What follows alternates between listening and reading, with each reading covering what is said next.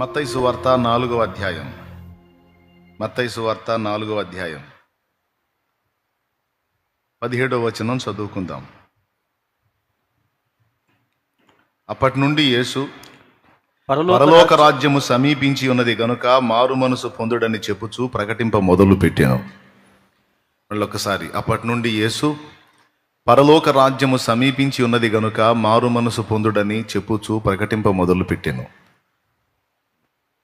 చిన్న ప్రార్థన చేసుకుందాం. పరిశుద్ధుడైన మా తండ్రి, ప్రేమ స్వరూపేగు దేవా, నీకు స్తోత్రం. నీ బలహీన దాసుని నీ రెక్కల చాటును మరుగు చేసి నీ బిడ్డల్ని దర్శించి వారితో నాతో మాట్లాడు. మధ్యాహ్నం వేళ నీవు మాట్లాడావు, మా కళ్ళు వెలిగింపబడ్డాయి. మరొకసారి మాట్లాడు.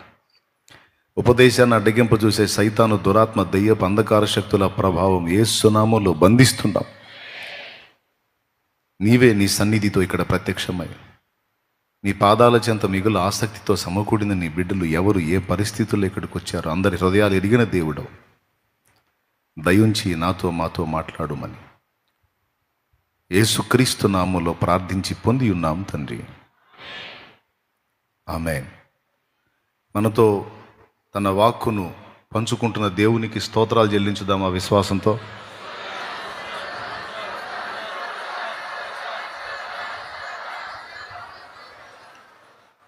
దేవునికి మహిమ కలుగును గాక. రైట్, చదువుకున్న వాక్య భాగంలోకి వెళదాం. దానికి ముందు మధ్యాహ్న కాలంలో మనం ఒక ప్రాముఖ్యమైన అంశాన్ని ధ్యానించుకున్నాం. అది పరిశుద్ధాత్మ దేవుడు ఊహించని రీతిలో ఒక మెరుపులా మన మధ్య మెరిపించాడు. ఆయన ఒక స్పష్టమైనటువంటి అంశాన్ని మన దృష్టిలోకి తీసుకొచ్చాడు.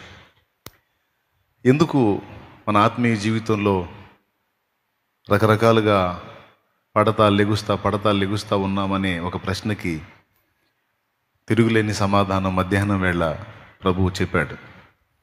మనకి కేంద్ర బిందువుగా ఉండాల్సింది ఎవరు అంటే ప్రభు అయిన యేసు.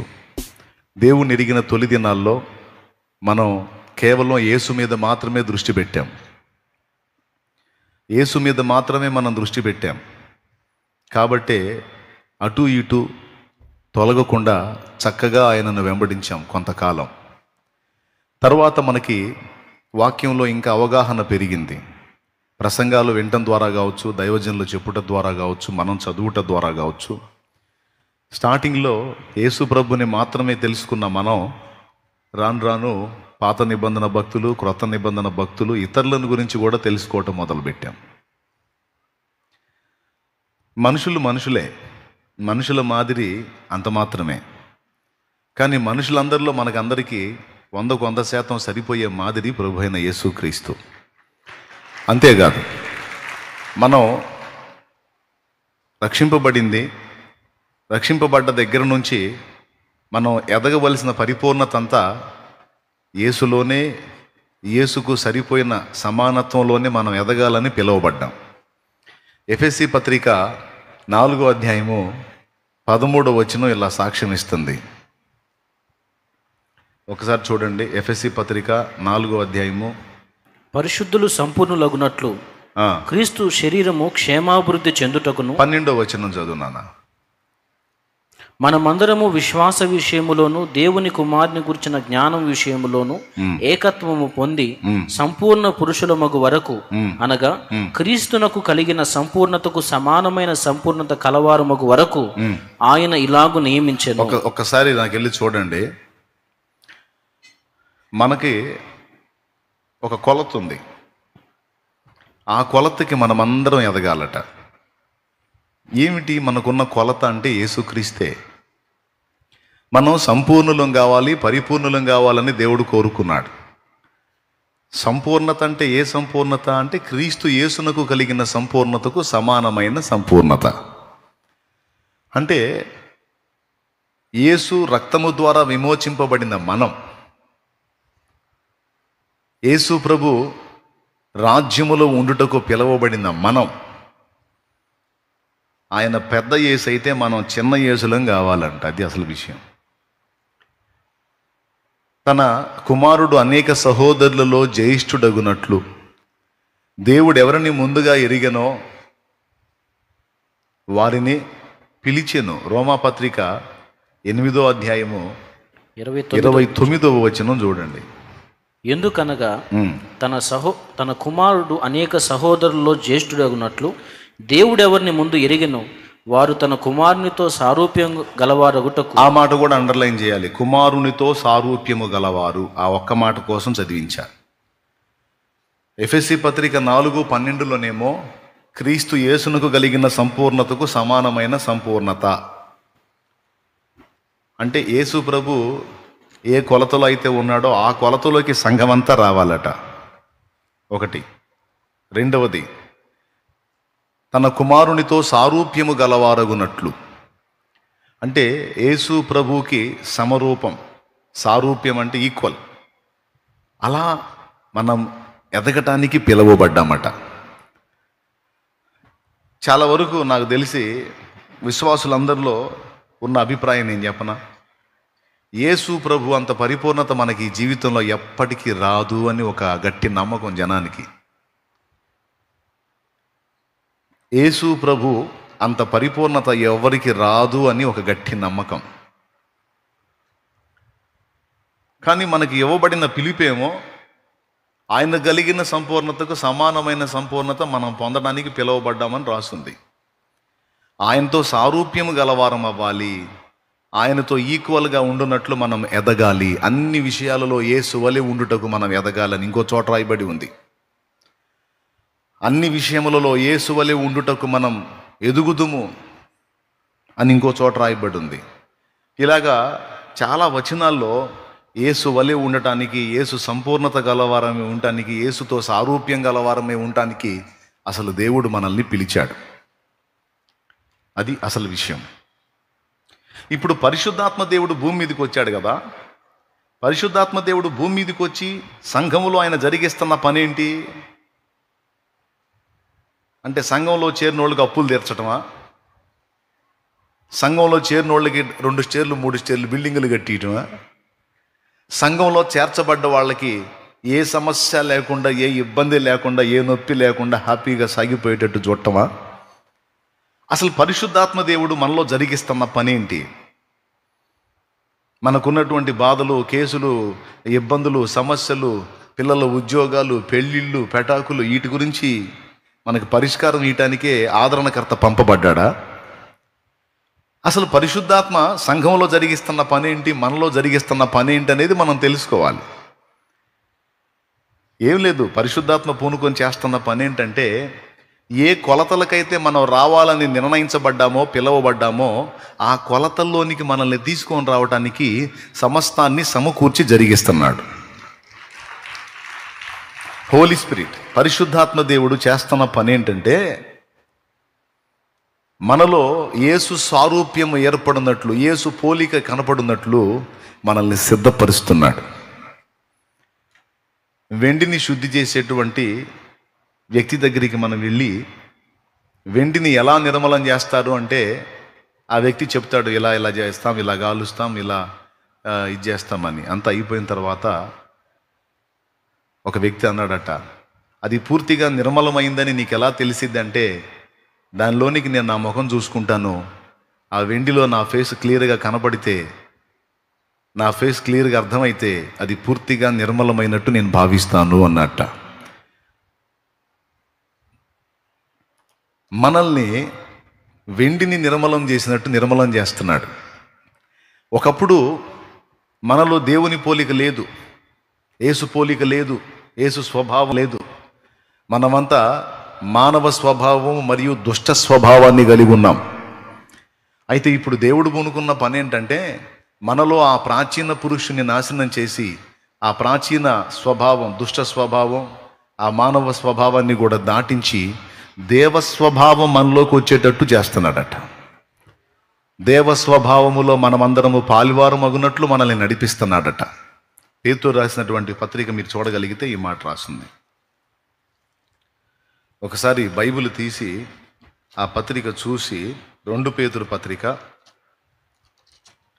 1వ అధ్యాయము 4వ వచనం 5వ లైన్. 2 పేతురు పత్రిక 1వ అధ్యాయము 4వ వచనం 5వ లైన్. ఈ వాగ్దానముల మూలముగా మీరు తప్పించుకొని దేవ స్వభావమునందు పాలివారగునట్లు వాటిని అనుగ్రహించెను. దేవునికి స్తోత్రం కలుగును గాక. ఏ స్వభావం? దేవ స్వభావం. అంతకుముందు మనదేం స్వభావం? దేవుడు మనల్ని సృష్టించినప్పుడు మానవ స్వభావం. సాతాను సర్పంలోనికి ప్రవేశించి ఆదాము హవ్వలను చెడగొట్టినప్పుడు వాడి మాటలు విని ఆ దుష్టుడికి చెవి యొగ్గి అక్కడి నుంచి ఇక దుష్ట స్వభావం స్టార్ట్ అయింది. మొదట మానవ స్వభావం, ఆ తర్వాత దుష్ట స్వభావం. ఈ రెండింటిని దొళ్ళగొట్టి ఇప్పుడు దైవ స్వభావం మన లోపలికి నింపడానికి పరిశుద్ధాత్మ పనిచేస్తున్నాడు. ఎవరా దైవము అంటే మన మధ్యలోనికి వచ్చి మన మధ్యలో తిరిగి జీవించి మన కోసం ప్రాణం పెట్టి తిరిగి లేచిన యేసు దైవము యొక్క స్వభావము. ఆయన పోలికలోనికి మనందరినీ తీసుకొని రావడానికి ఇప్పుడు పని పెట్టుకున్నాడు ఆయన. అది అసలు కథ. ఏమన్నా అర్థమైందా నేను చెప్పింది? ఎంతమందికి అర్థమైంది? అబద్ధాలు ఆడకుండా నిజం చెప్పండి. నాకు అర్థమైతే అర్థమైందని చెప్పండి, అర్థం కాకపోతే మళ్ళీ చూతా, ఏం లేదు.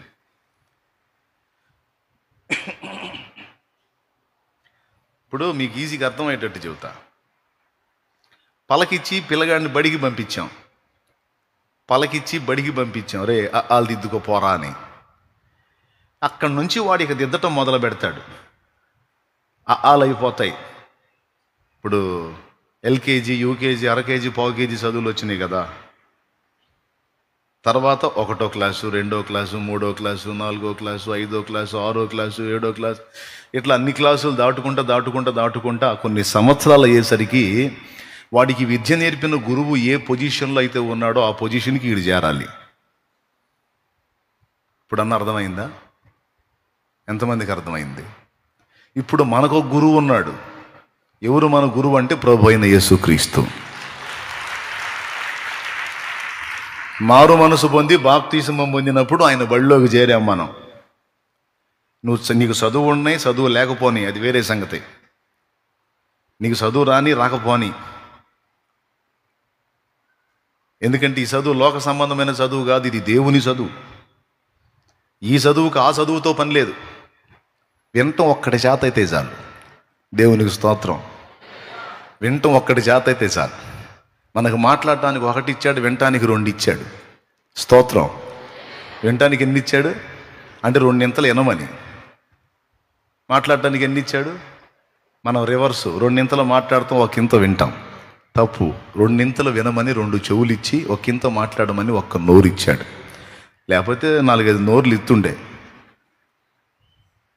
కాబట్టి వినటం ఒక్కటి చేత అయితే, దేవుని వాక్యం తరచుగా నీకు వినబడుతున్నప్పుడు, యేసును గూర్చిన సమాచారం నీకు అందుతున్న కొద్దీ నేను అంతకుముందు ఇలా ఉండేదాన్ని, ఇలా ఉండేవాడిని. నా యేసు ప్రభు అలా లేడు కదా. నా యేసు ప్రభు దీనుల్ని కనికరించాడు కదా.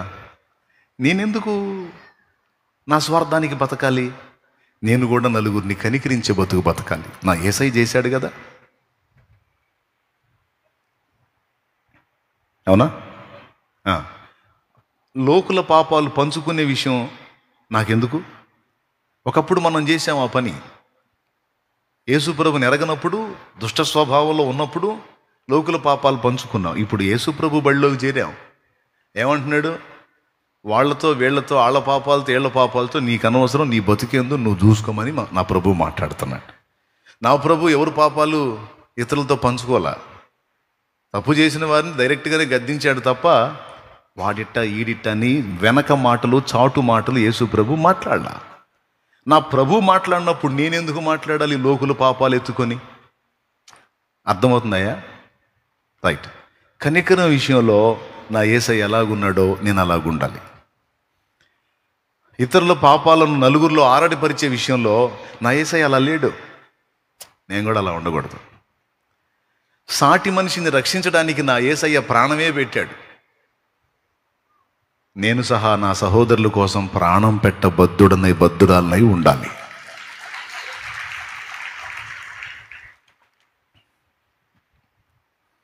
క్షమించయ్యా అని వేడుకున్న వాళ్ళని నా ప్రభు క్షమించాడు.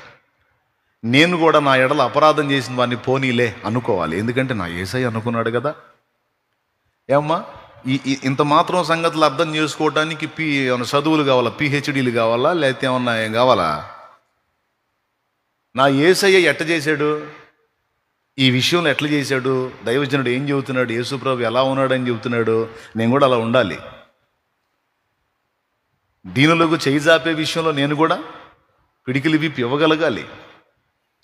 పరిశుద్ధత విషయంలో నా ప్రభు ఎట్టున్నాడు, అగ్నిలాగున్నాడు నా యేసయ్య, నేను కూడా ఉండాలి. అలా ఉండటానికి పోరాడాలి. నా వంతు ప్రయత్నం నేను చేయాలి. కొంతమంది అంటారు, ఓరు పిచ్చోడా, ఆయన అంటే పుట్టటమే పరిశుద్ధ శరీరంతో పుట్టాడు, మనమేం పుట్టటమే పాపిష్టి శరీరంతో పుట్టాము. యేసుప్రభు పుట్టిందే పరిశుద్ధ శరీరంతో పుట్టాడు. ఆయన శరీరంలో పాపం లేదు. పాపం లేదు కాబట్టి పాపం మీద ఈజీగా గెలవగలుగుతాడు. కానీ మనం దరిద్రపు శరీరంతో పుట్టాం. మన శరీరం నిండా కంపే, పాపమే.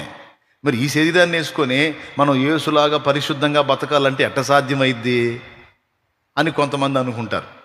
నాతో కూడా ఒకరిద్దరు అన్నారు, ఆయన అంటే పుట్టటమే పరిశుద్ధుడిగా పుట్టాడు కాబట్టి, ఆయన రక్తంలో పాపం లేదు కాబట్టి ఆయన పాపం చేయడు.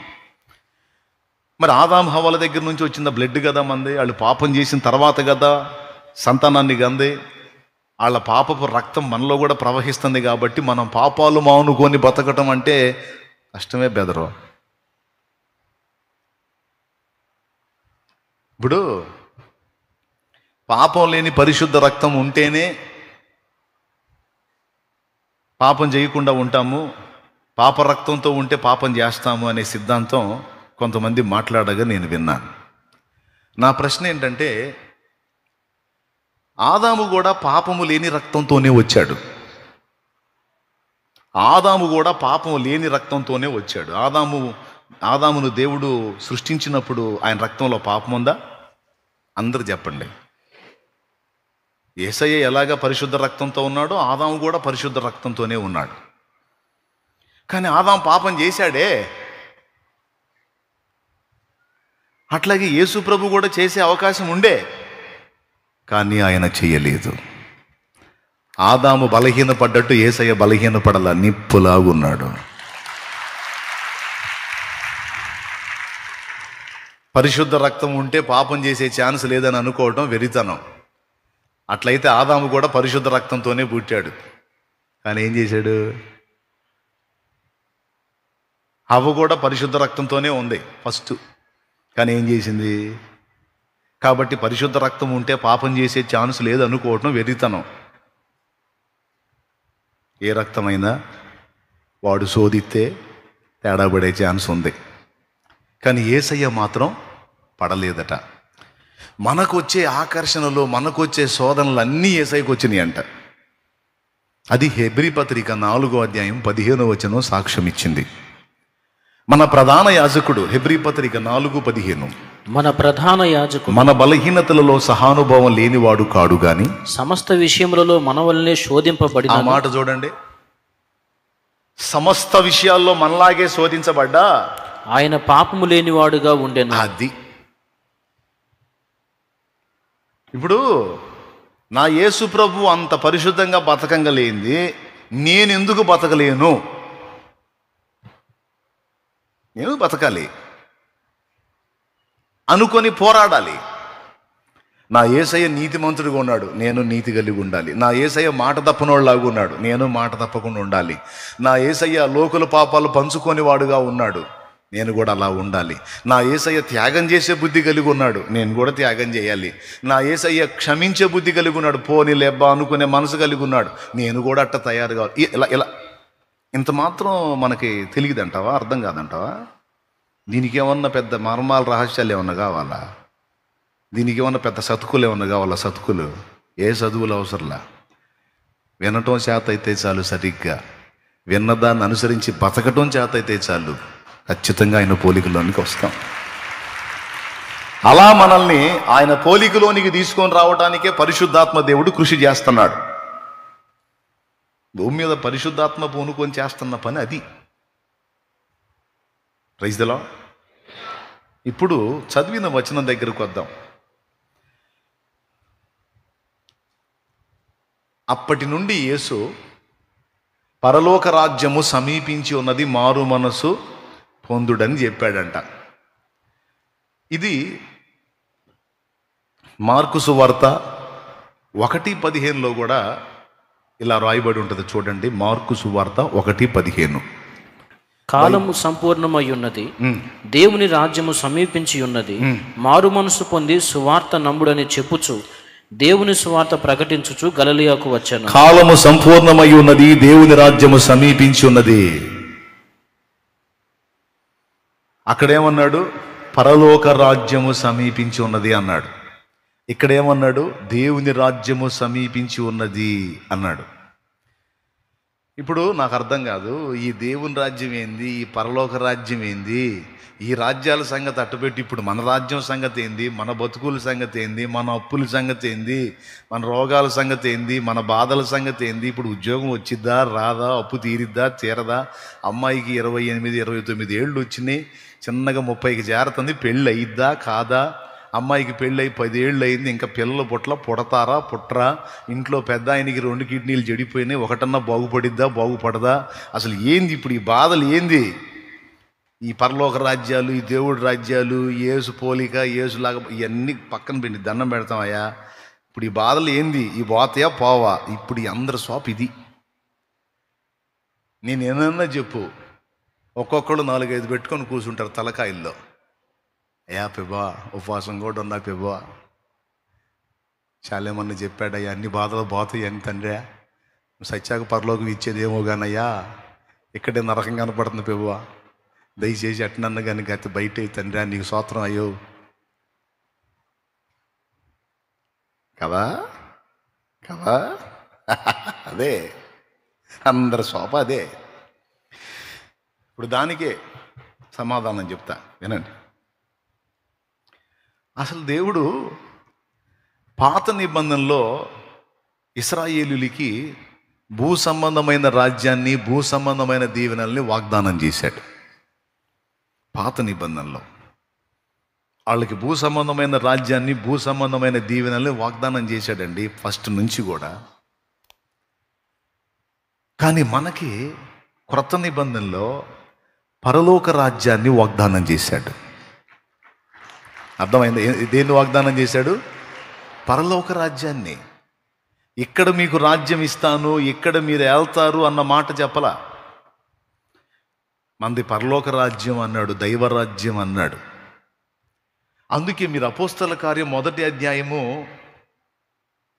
6-7 వచనాలు చూస్తే అపోస్తలులు యేసు ప్రభుని అడిగారు, ప్రభువా ఈ కాలమున ఇశ్రాయేలుకు మరలా రాజ్యమును అప్పగించెదవా అని అడిగారు. చూడండి. కాబట్టి వారు కూడి వచ్చినప్పుడు, ప్రభువా ఈ కాలమందు ఇశ్రాయేలునకు రాజ్యము మరలా అనుగ్రహించేదవా అని ఆయనను అడుగగా, అప్పుడు యేసు ప్రభు ఏమన్నా దాందేముందయ్యా పేతురా పౌలా, పౌలు లేడు కదా, దాందేముందయ్యా యోహాను యాకోబు పేతురు ఇద్దాంలేమ్మా అన్లా. అసలు ఆ ఊసేత్తనీలా. కాలములను సమయములను తెలుసుకొనుట మీ పని కాదు, అవి తండ్రి ఆధీనంలో ఉన్నవి అన్నాడు.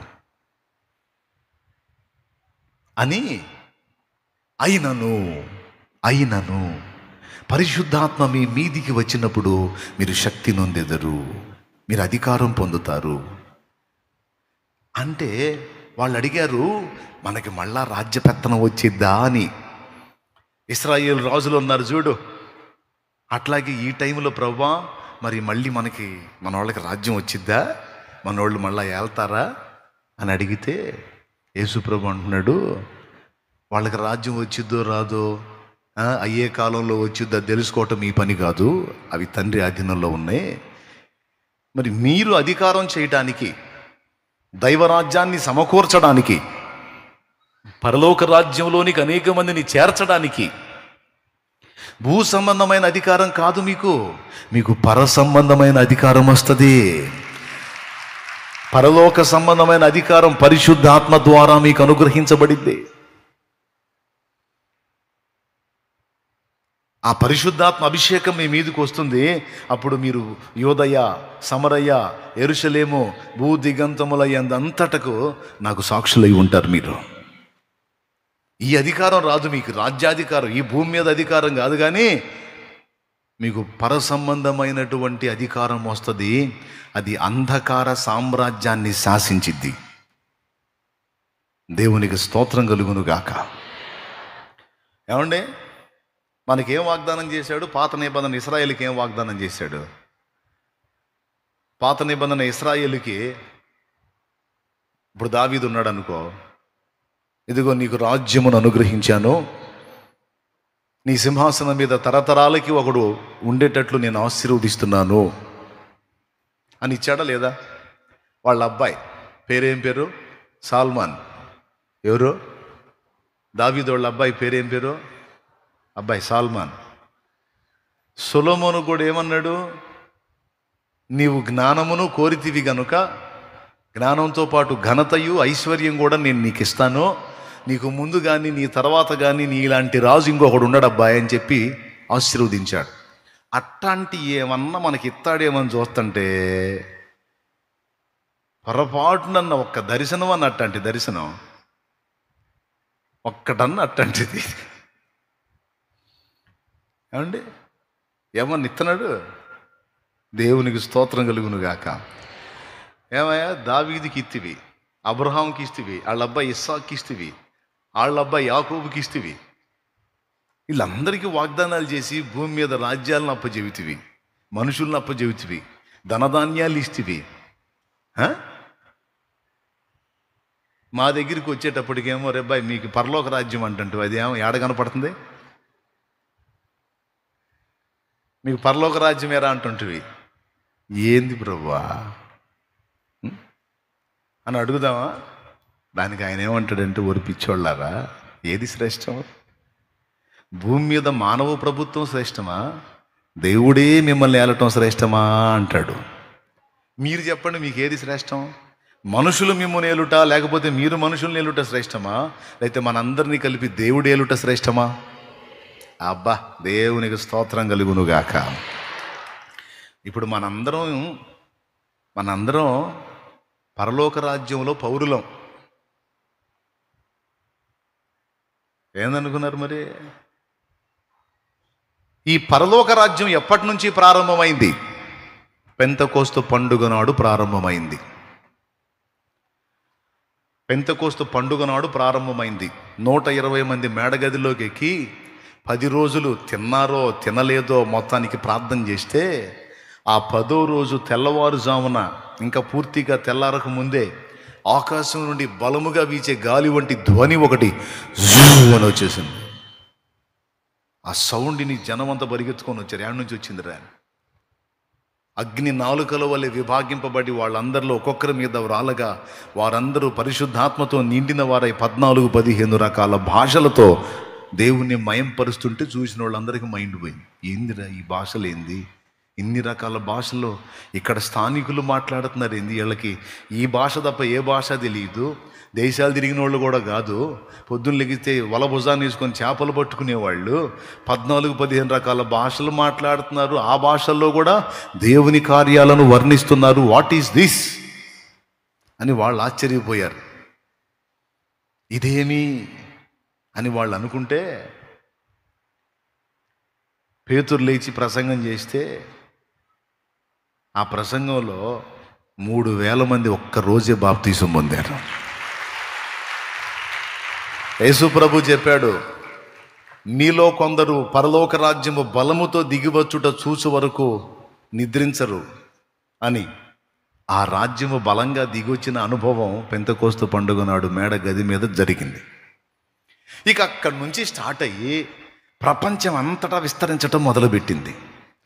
ఈ రాజ్యాన్ని అంతం చేయాలని, ఈ దైవ రాజ్యాన్ని అంతం చేయాలని సాతాను ఎంతోమంది రాజుల్ని ప్రేరేపించాడు, అధికారులను ప్రేరేపించాడు. ఒక్కొక్కడైతే మామూలు ప్రగల్భాలు బలకల.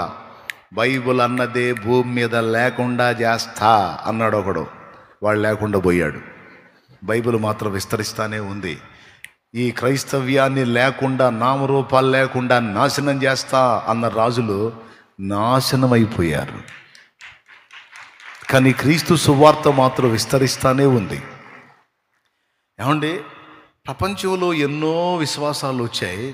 వాటి వేటికి లేని శక్తి యేసు ప్రభునందలి విశ్వాసానికి అంత శక్తి ఏంటండి? నాకు అర్థం కాదు.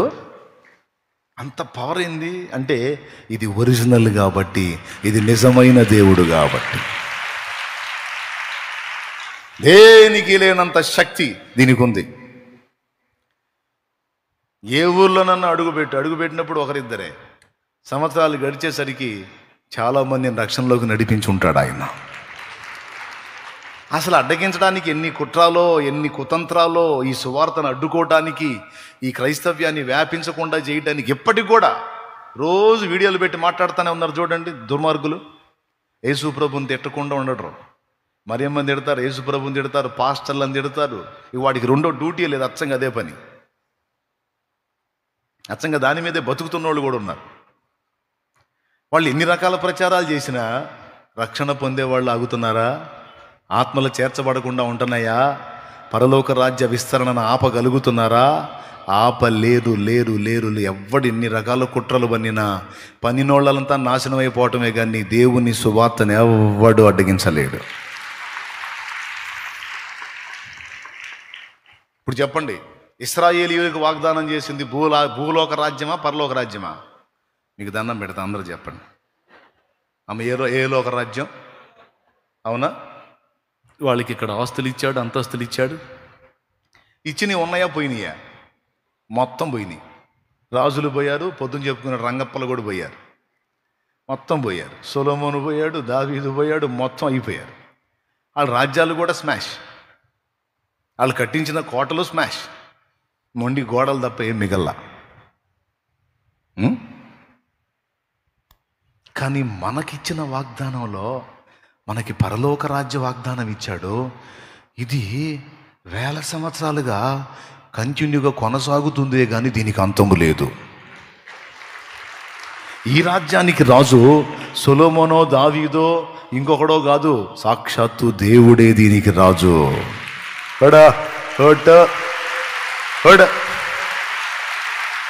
సాక్షాత్తు దేవుడే దీనికి రాజు. మధ్యాహ్నం పాడుకున్నాగా, రాజా రాజా రాజా రాజా రాజా. ఎవరా రాజు? యేసు రాజు. దేవునికి మహిమ. సర్వలోకానికి చక్రవర్తి, కృపా సత్య సంపూర్ణుడా. వదిలే, అసలు ఇక టైం తక్కువగా ఉంది. పాడదామా? ఓకే, మీరు పాడదామంటే నాకేం అభ్యంతరం. సర్వలోకానికే చక్రవర్తివి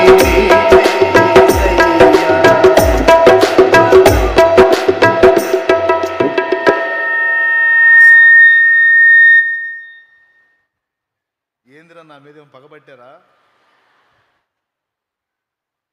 వెనక మైకులా లేకపోతే తబలాలా? ఎక్కడ ఏందో సయ్యమని సౌండ్ వెళ్తుందని నేను విత్తరపోయాను. చూసుకోండి అన్న, వెనక మైకులు ఆపండి, నేను పాడతా. నేను పాడలేనప్పుడు పాడుకోండి మీరు. మైకులు ఆపండి. ఆపారా? ఫ్లూట్ దగ్గర మైక్ ఆపుందా? రైట్. ఇంకెక్కడెక్కడ ఆపేసుకోవాలయ్యా? చూసుకోండి, మీకు దండం పెడతాను. రైట్.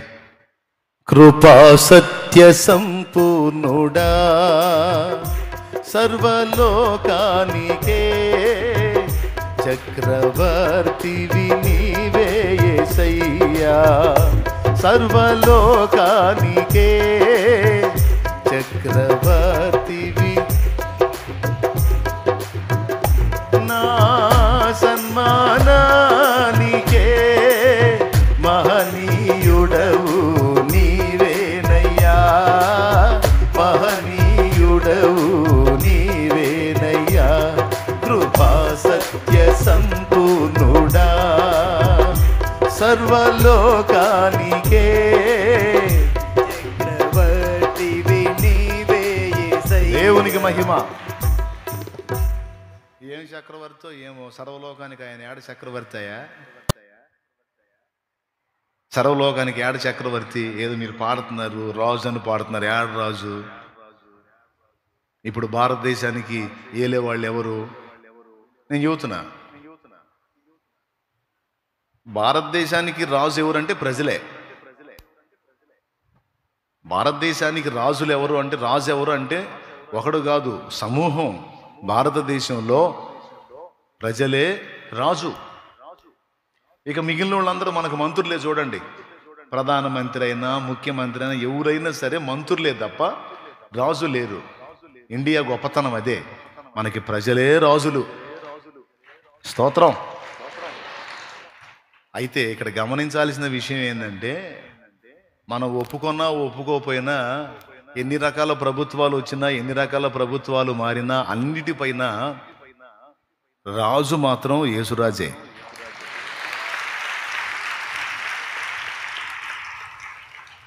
రేపటి రోజున అందరూ పోయి సింహాసనాసీనుడై ఉన్నవాడిని చూసేది ఎవరినో తెలుసా? ఇంకెవరినో కాదు, ఆయన్నే. చాలా మందికి మైండ్ పోయిద్ది. వాళ్ళు ఎవరెవరినో అనుకుంటారు, వాళ్ళు ఎవరు కనపడరు. వాళ్ళు నిద్రలో కూడా అనుకోనని యేసే రాజు అయి ఉంటాడు. సర్వలోకానికి సర్వ విశ్వానికి రాజు అయి ఉంటాడు. ఇది నిజం. అందుకే భక్తులు పాడారు, మా రాజువు నీవే, మా రాజువి నీవే. సంఘం మొత్తానికి రాజు ఎవరు? పెద్దగా చెప్పు, యేసురాజు. సంఘము ఏ రాజ్యం? దైవరాజ్యం. సంఘములో ఏలుబడి చేసేది దేవుడే. సంఘమే పరలోక రాజ్యం, సంఘమే దేవుని రాజ్యం. ఆశ్చర్యం చెప్పనా, ఈ భూమి మీద మనుషులందరినీ వశపరుచుకొని సైతానుగాడు అనుకున్నాడు, ఇది మొత్తం నా రాజ్యం, ఇది మొత్తం నా రాజ్యం, ఇది మొత్తం నా రాజ్యం అనుకున్నాడు వాడు. యేసు ప్రభు దగ్గరికి వచ్చి కూడా వాడు అది చెప్పాడు. వాడు ఏం చెప్పాడు? ఒక్కసారి నా కాలు మొక్కు, ఈ రాజ్యము దాని మహిమ మొత్తం నీకు ఇస్తానంటే, సాతానా పో, నీ దేవుని మొక్కి ఆయన సేవించాలని రాస్తుందని పోమన్నాడు. అవునా? అంటే వాడి ఫీలింగ్ ఏంటంటే, పాపం వచ్చావు సింగిల్గా, ఇది మొత్తం నాది, అందరు నా గుప్పిట్లో ఉన్నారు, కాబట్టి నా చేతుల్లోంచి ఎవడు తీసుకోలేడు, నువ్వు కూడా తీసుకోలేవు. అది నేను ఎవరికి ఇవ్వాలనుకుంటానో వాళ్ళకి ఇస్తాను. అందుకని ఒకసారి నమస్కరించు, నీకు ఇస్తా. నీకు నమస్కరించేది ఏందిరా? నిన్ను తన్ని లాక్కుంటా. దేవునికి స్తోత్రం, హల్లెలూయా. ఎట్లట? నిన్ను తన్ని లాక్కుంటా. చూడు, చూద్దాం చూద్దాం, చూడు. ఒక్కడేగా ఫస్ట్ సింగిల్ పర్సన్ యేసయ్య, సింగిల్ పర్సన్. తర్వాత ఏమైందో మీకు తెలుసు. తర్వాత ఏమైంది? మొదట బలవంతుడైన వాడిని బంధించితేనే కానీ వాడి ఇల్లు దోచుకోవటం కుదరదు అన్నట్టు లైన్లోకి వచ్చాడు. వచ్చినప్పుడు ఎంతమంది అండి?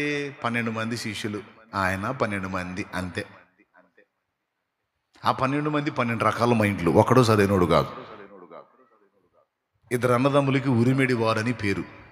వాళ్ళు కదిలితే వేసేద్దాం అంటుంటారు. కదిలితే వాళ్ళకి పేరు పెట్టాడు ఉరిమిడి వారని, యాకోబు, యోహాను. ఇంకొక ఆయన ఉన్నాడు పేతురు. అన్నీ తొందరే. దేవునికి స్తోత్రం. పాపం అప్పుడే పొగడ్తలు పొందుతాడు, అప్పుడే తిట్లు తింటాడు. ఇంకొకడు ఉన్నాడు, సంచిలో వేసినవన్నీ తిరిగి ఇడి జేబులో వేసుకుంటుంటాడు. ఇంకొక ఆయన ఉన్నాడు, అనుమానాల పుట్ట. ఆయన ఇండియాకి వచ్చింది, తోమ. అనుమానాల పుట్ట. అట్లా ఎవరు సరైనోళ్ళు కాదు. 12 మంది 12 రకాల మైండ్లు. వాళ్ళని తీసుకున్నాడు, వాళ్ళలో యోధా పోయాడు. ఆ 11 మందితో తన కార్యాన్ని మొదలు పెడితే, ఈరోజు ప్రపంచంలో మీరు లెక్కేసుకొని చూసుకుంటే, ప్రపంచంలో అత్యధిక జనాభా ఎవరంటే క్రైస్తవులే ఉంటారు. కొట్టు సచ్చు దెబ్బలు కొడతాం అన్నట్టు ఉపవాసం ఉన్నారు కదా పాపం. పోన్లే ఉపవాసం ఉన్నారు కదా, మళ్ళీ కొట్టి మీకు నీరసం వచ్చింది. పోన్లే అబ్బా, పర్లేదు. ఇప్పుడు లాక్కున్నాడా లేదా? వాడికి నమస్కరించి లాక్కున్నాడా, లేకపోతే కల్వరి సిలువలో వాడిని ఎత్తి బగిలేటట్టు తన్ని లాక్కున్నాడా? తన్ని లాక్కున్నాడు. అలా లాక్కుని విస్తరింపజేసినదే పరలోక రాజ్యం, అదే దేవుని సంఘం. ఇప్పుడు ఇదంతా బాగానే ఉంది, మా అప్పుల సంగతి ఏంది?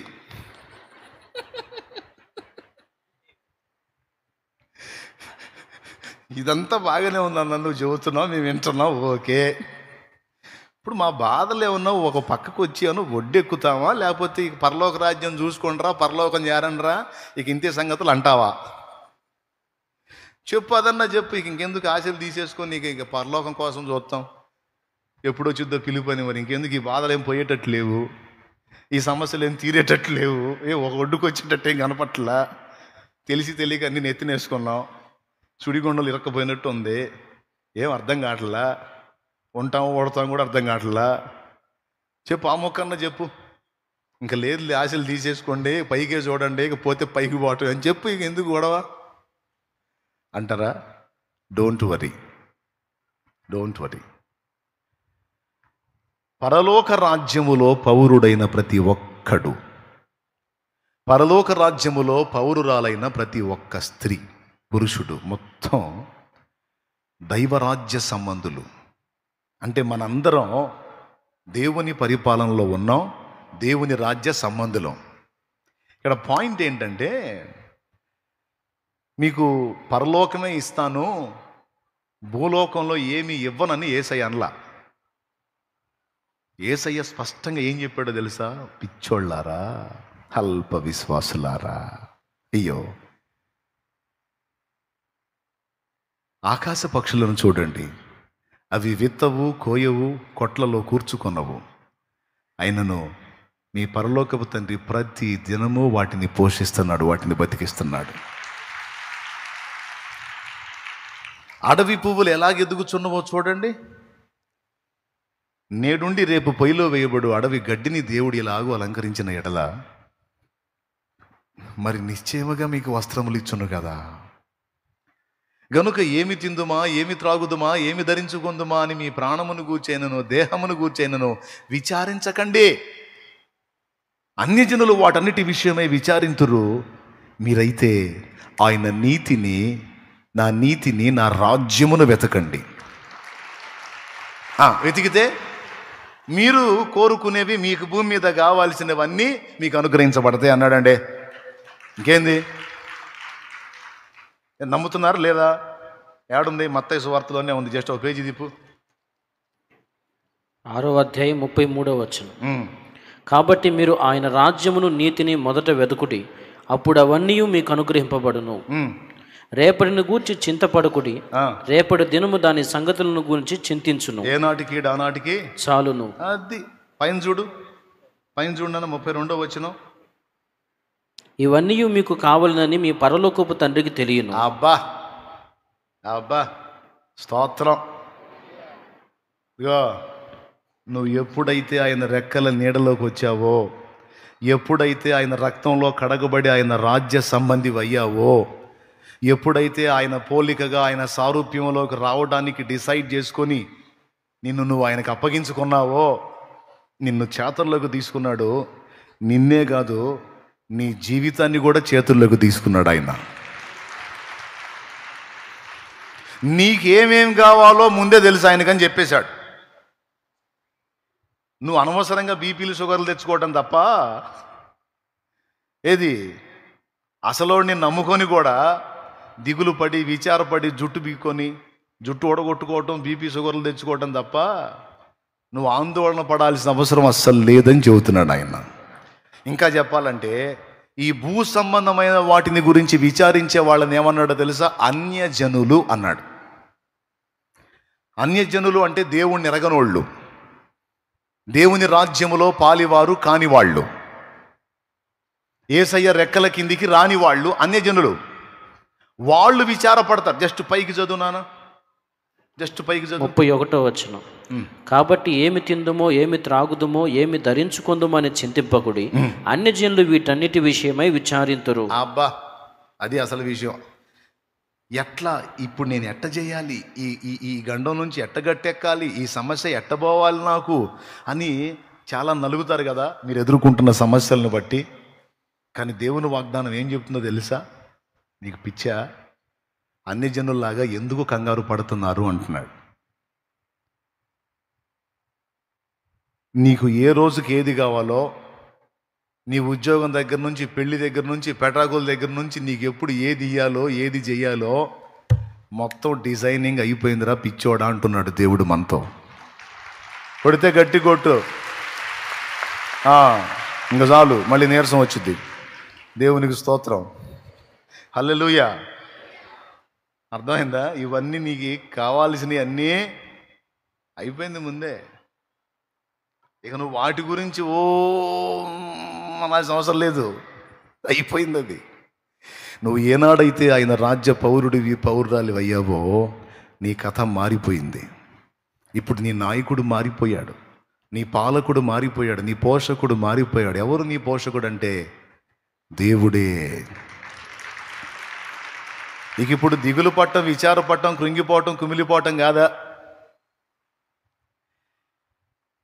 ఏసయ్యలాగా. ఏసయ్య దేని గురించి అన్న ఆందోళన పడ్డాడా? పాపం పిల్లలకి అన్నానికి లేదు, వస్త్రానికి లేదని ఏమన్నా ఎప్పుడన్నా దిగులు పడ్డాడా? వీళ్ళు ఆకలి కొని ఉన్నారు, త్రోవలో మూర్చపోవుదురేమో, వాళ్ళకి భోజనం పెట్టి పంపండి అన్నాడు. ఏంది భోజనమా ఇంతమందికి? ఏంది ప్రభువా, ఇంతమందికి ఆహారం అంటే కనీసం 200 దేనారాలు కావాలి, ఏం సామాన్యమైన విషయం అనుకోండి. కాచి గుంపు ఉన్నారా? ఇంత పెద్ద గుంపుకి ఫుడ్ అంటే అది చిన్న విషయం కాదు, మీ దగ్గర ఏమైనా కలదా అన్నాడు.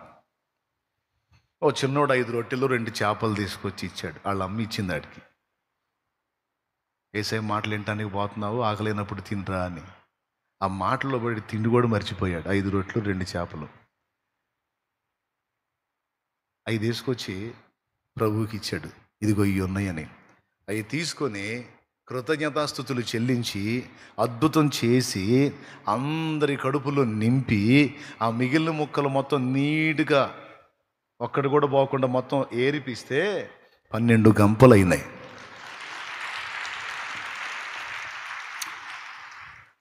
నీ బాధ్యత తీసుకున్నాడు సోదరా, నువ్వు దీన్ని నమ్మాలి. ఇది నా పాయింట్. నువ్వు నీ మైండ్ ఏ కాడికి పరలోక రాజ్య సంబంధమైన విషయాల మీదనే పెట్టాల. నువ్వు నీకు ఈ భూ సంబంధమైన విషయాల విషయంలో నీ బాధ్యత తీసుకున్నాడు ఆయన. నేను చెప్తున్నాను కదా, ఎందుకంటే నేను అనుభవించి చెప్తున్నా. యేసు ప్రభుని ఎరక్క ముందు దిగుల్లో బతికాం, కానీ యేసు ప్రభుని ఎరక్క ముందు దిగులు దిగులు దిగులు దిగులు, విచారం, వేదన, ఎవడి ముఖంలో సంతోషం ఉండదు. మేము ఆనందంగా ఉన్నామంటే పక్కింటి వాళ్ళు పలావ్ వండుకోవాల్సిందే. మా ఇంట్లో మేము నవ్వుతూ ఉంటే పక్కింటి వాళ్ళు పలావ్ వండుకుంటారు అంతే. ఎందుకంటే మేము ప్రశాంతంగా ఉన్న పక్క వాళ్ళు కూడా ఉన్నాయో అలాంటి జీవితాలు మాయి. దేవునికి స్తోత్రం. మేము మేము మేము తినం, మా బాధల దెబ్బకి పక్కన వాళ్ళు కూడా తిన్నాం. మాకు తీర్పులు తీర్చాలి వాళ్ళు వచ్చి. పాపం వండుకొని ఆడ పెట్టుకొని కూడా వాళ్ళు వండుకున్న దానికి వెళ్ళి చూడటం మేము తిన్నాం. మా గొడవలు అట్లాంటివి అన్నమాట. వాళ్ళు మళ్ళీ మాకు తీర్పులు తీర్చలేదనుకో, వాళ్ళు వచ్చి కూర్చోలేదనుకో, వాళ్ళకి మామూలుగా ఉండదు. అట్లాంటి బతుకులు మాయి. యేసు ప్రభుని ఎరగక ముందు, ఆయన రాజ్యంలో చేర్చబడకముందు, పరలోక రాజ్య పౌరత్వాన్ని పొందకముందు వీటన్నిటి గురించి బాధపడ్డాం, దిగులు పడ్డాం, వేదంలో బతికాం, కుమిలి కుమిలి ఏడ్చుకున్నాం. ఏంటి జీవితం అని నెమ్మది లేని దినాలు కోకొల్లలుగా గడిచినాయి. అయ్యా ఒక మాట చెప్తా వినండి జాగ్రత్తగా. స్తోత్రం చెప్పండి అందరూ కలిసి. ఏనాడైతే యేసుక్రీస్తు ప్రభు యొక్క రెక్కల నీడలోనికి వచ్చి పడ్డామో, బాధలు, సమస్యలు, అప్పులు, ఇబ్బందులు ప్రభువులోకి వచ్చినాక కూడా ఉన్నాయి. కొంతకాలం ఉన్నాయిలే, ఎందుకంటే అనుభవాల కోసం ఉంచాడు. నాకేం తెలుసు, అనుభవాల కోసం ఉంచాడని చాలాసార్లు పోయి ఏకాంతంగా కూర్చొని నన్ను చంపరాదా అని ఏడ్చా. చాలామంది పోతున్నారు, నేను ఎందుకు బతికుండాలి ప్రభా, నా ప్రాణం తీయరాదా అని ఏడ్చాను నేను. ఆ బాధలు తట్టుకోలేక ప్రభువులోకి వచ్చినా కూడా కొంత నడిచింది, ఈ బాధల సమస్యల పరంపర నడిచింది. అయితే పోయి ప్రార్థనలో ఏడవటం తప్ప మళ్ళీ వచ్చి ఇంటికి వస్తే, ఆయన దగ్గర కన్నీరు గార్చి వస్తే బరువంతా దిగిపోయిన ఫీలింగు, మళ్ళీ వచ్చి మళ్ళీ మామూలుగా ఆనందకరమైన అనుభవాల్లో మళ్ళీ సాగిపోయేవాడిని. యేసు ప్రభుని ఎరక్క ముందు బాధలకి దిగులు పడ్డాం, కానీ యేసులోనికి వచ్చిన తర్వాత ఎన్ని రకాల సమస్యలు, సుడిగుండాలు చుట్టుముట్టినా బాధ దరిచేరలేదండి.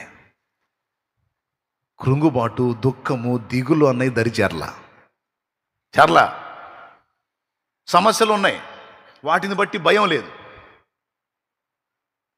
ఎందుకంటే ఇప్పుడు ఆయనకి తెలియకుండా నాకు అవమానం రాదుగా.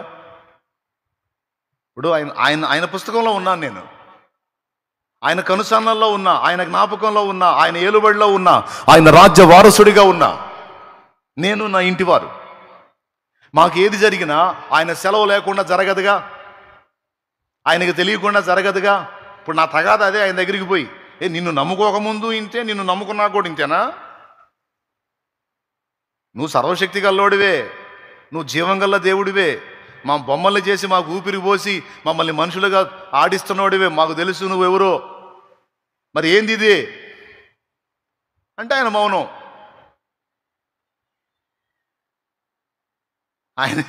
ఆయనేం సమాధానం, ఆయన మౌనం. ఆయన మౌనం అర్థం కాక గందరగోళం అయ్యా. ఎందుకు ఆయన మౌనం అంటే ఇంత పెద్ద ప్రణాళిక ఆయన కలిగి ఉన్నాడు, ఇలాంటి కార్యాన్ని ఆయన చేయబూనుకున్నాడు. అసలు ఇది ఎవరు ఊహించారండి? ఈ జీవితం, అసలు ఈ జీవితం ఎవరు ఊహించారు? నేను అనేవాడిని ఇలాగ ఒక పాత్రనయ్యి ఇలాగ ఆయన చేతిలో వాడబడతానని కలలో కూడా అనుకోలే. అందుకే ఆ పాట పాడుకుంది. ఊహించలేదయ్యా ఈ జీవితం, వర్ణించలేనయ్యా ఈ భాగ్యము. ఊహించలేదయ్యా ఈ జీవితం, వర్ణించలేనయ్యా ఈ భాగ్యము. విలువనైన నాకు ఇంత విలువ కలిగేనని, తోలి రాలిపోయే బ్రతుకు వింత మలుపు తిరిగేనని. విలువనైన నాకు ఇంత విలువ కలిగేనని, తోలి రాలిపోయే బ్రతుకు వింత మలుపు తిరిగేనని. ఊహించలేదయ్యా ఈ జీవితం, వర్ణించలేనయ్యా ఈ భాగ్యము.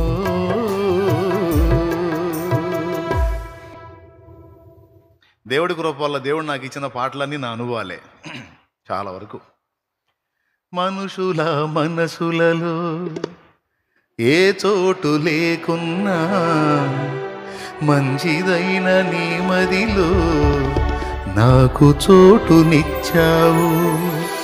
పలుకరించువారెవరు నా దరికి రాకున్నా, నన్ను పలుకరించగా పరితపిస్తూ ఉంటావు. కంటి పాపలా నన్ను కాపాడుకుంటావు, కంటి పాపలా నన్ను కాపాడుకుంటావు. చంటి పాపలా నన్ను సంకనెత్తుకుంటావు, చంటి పాపలా నన్ను సంకనెత్తుకుంటావు, సంకనెత్తుకు. ఇలా ఎత్తుకుంటాడు అనుకోలే నేను. మీరెవరండి? ఎక్కడోళ్ళండి మీరు? ఎంత దూరాలండి? ఎలాంటి ప్రాంతాల నుంచి వచ్చారండి మీరు? మీ మనసులో నాకు ఈ స్థానం ఏందండి? నా సొంత ఇంటి వాళ్ళే ఏం బతుకురా నీదన్నారు. నీది ఒక బతుకేనంటరా అనిపించుకున్నాండి నేను. ఇన్ని గుండెల్లో చోటేందండి? ఇన్ని మనసుల్లో స్థానం ఏంది? అసలు ఈ అనుభవాన్ని ఊహించగలనా నేనున్న పరిస్థితుల్లో? ఆనాడు చూడు ఎట్లా సిద్ధపరిచాడో. ఆ చేదైన అనుభవాల్లో గుండా తీసుకెళ్ళి ఏందయ్యా అని విలవిల విలవిల విలలాడతా ఏందయ్యా ఏందయ్యా ఏందయ్యా అంటే మౌనం. నీ తెలియలే పారా, ఏందయ్యా పోయేది? చచ్చిపోయేటట్టున్నా నీ వేదం దెబ్బకి, నీకేం కాదుబా. నా తండ్రి నీకు కూడా అలా దాచిపెట్టి ఉంచుతాడు. నా తండ్రి నీకు కూడా అలా దాచిపెట్టి ఉంచుతాడు. ఏం నమ్మవా? అన్యాయస్తుడా? అరే ఆయన ఎరగని అన్యులకే అన్ని కడుపు నిండా పెడుతున్న దేవుడు, ఆయన ఎరగని అన్యులకే సమస్తాన్ని ఇస్తున్న దేవుడు, ఆయన నెరిగి ఆయన రాజ్య పౌరురాలివై ఆయన రెక్కల నీడలో ఆశ్రయం పొందిన నిన్ను మర్చిపోతాడా? నిన్ను విడిచిపెడతాడా? నిన్ను అశ్రద్ధ చేస్తాడా? నిన్ను త్రోసేస్తాడా? నిన్ను ఎలా కనపరచాలో తెలుసు. నీకు ఎప్పుడెప్పుడు ఏదేది అందేటట్టు చేయాలో దేవునికి తెలుసు. ఇవన్నీ నీకు తెలుసా? నాకు తెలుసు. ప్రాక్టికల్గా 22 సంవత్సరాలుగా ఆయనను అనుభవిస్తున్నాను. అనుసరించడం కాదు, ఏకంగా అనుభవిస్తున్నాను ఆయన్ని, ఆయన రెక్కల నీడలో ఉన్న ఆదరణని. మారానుభవం మధురముగా మార్చగలవు నీవు, మోడుబారిన జీవితాలను చిగురింపజేయగలవు నీవు, మోడుబారిన జీవితాలను చిగురింపజేయగలవు నీవు, మారానుభవం మధురముగా మార్చగలవు నీవు, మారానుభవం మధురముగా మార్చగలవు నీవు, మహోన్నతుడా నీ కృపలో నేను నివసించుట నా జీవిత ధన్యతయున్నది, మహోన్నతుడా నీ కృపలో నేను నివసించుట, మహోన్నతుడా నీ కృపలో నేను నివసించుట, మహోన్నతుడా నీ కృపలో నేను నివసించుట నా జీవిత ధన్యతయున్నది. దేవునికి మహిమ. చెప్పు గట్టిగా ఒకసారి. అది ఇంకేమన్నా డౌటా? ఇప్పుడు నువ్వు నడుస్తున్న అడుగులు నీకు అర్థం కాకపోవచ్చు. నీకు అర్థం కాలేదని దేవుడు కూడా అర్థం కాలేదు అనుకోవాకు. ఆయనకి క్లిష్ట క్లియర్ అంట కదా, క్లిష్ట క్లియర్, అంత నీట్గా ఆయన కనపడుతుంది, ఆయనకి అర్థమవుతుంది. ఆయనకేం కన్ఫ్యూజ్ లేదు. ఫ్రీగా మొత్తాన్ని అబ్జర్వ్ చేస్తున్నాడు, అన్నిటినీ ఒక కొలికి రప్పిస్తాడు ఆయన. కొంతమందికి ఇది అర్థం కాదు. అయితే నేను మీకు చెప్పేది ఏంటంటే, ఎప్పుడైతే నువ్వు ఆయన రాజ్య పౌరుడు అయ్యావో, ఆయన రాజ్య వారసురాలి అయ్యావో, ఈ భూ సంబంధమైన ఆలోచన తీసేసేయి అంటున్నాను నేను. అంతే, ఒకటే మాట. నా పిల్లలు ఎట్లా, నా పిల్లలు, అరే నీ పిల్లలు జల్లంగుండ ఏడికి పోతారు నీ పిల్లలు, నువ్వు ఓరగా, అరే నిన్నే రెక్కల చాటును పెట్టుకున్నాడు, నీ పిల్లల్ని పెట్టుకోడు, నీ పిల్లలకి లైఫ్ ఇవ్వడం, వాళ్ళని నీకు ఇచ్చినోడు వాళ్ళ జీవితాలు వెలిగించడం, వాళ్ళ జీవితాలను బాగు చేయడం, వాళ్ళకి భవిష్యత్తు ఇవ్వడం. అది దేవుణ్ణి ఎరగిన నాస్తికులకి అంతసేటు చేస్తున్నాడు, దేవుణ్ణి ఎరిగిన నీకు చేయకుండా ఉంటాడా? నీ పిచ్చితనం కాకపోతే, నీ అవిశ్వాసం, నీ అల్ప విశ్వాసం కాకపోతే, అది దిగులు పడతావు, కుమిలి కుమిలి ఏడుస్తూ ఉంటావు, రాత్రులు గందరగోళం అయిపోతూ ఉంటావు, ఎక్కడ ఒంటరితనం వస్తే అక్కడ ఏడుస్తూనే ఉంటావు, నువ్వు ఏడుస్తూనే ఉంటావు. నువ్వు ఏం ఏడుపు? ఎందుకంత నిరాశ? ఎందుకంత నిస్పృహ?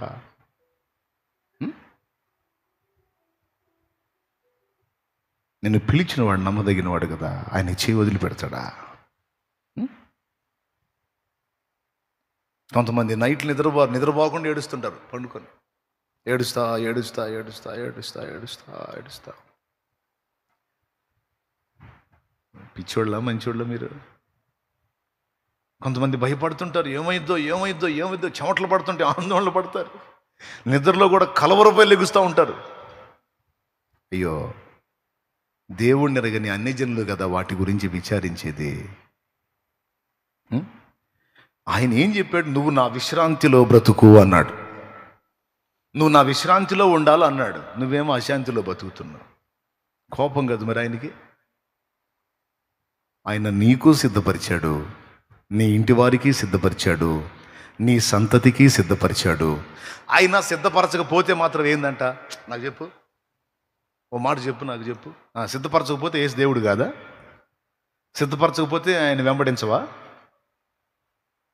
అయినా సరే సిద్ధపరిచాడు ఎందుకో ఎన్నాళ్ళు ఉంటాయి? ఉట్టిగా టూర్ ఎగుతామా?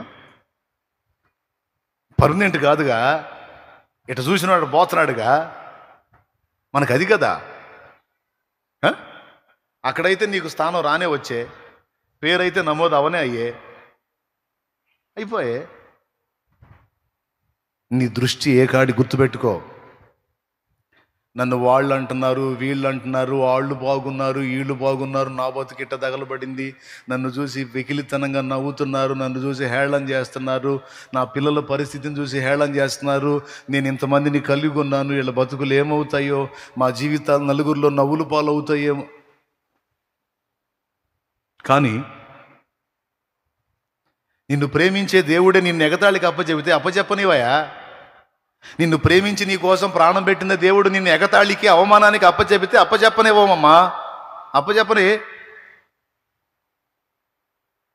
నీకు అవమానం వస్తే ఎవరికి తగిలిద్ది? అది పోయి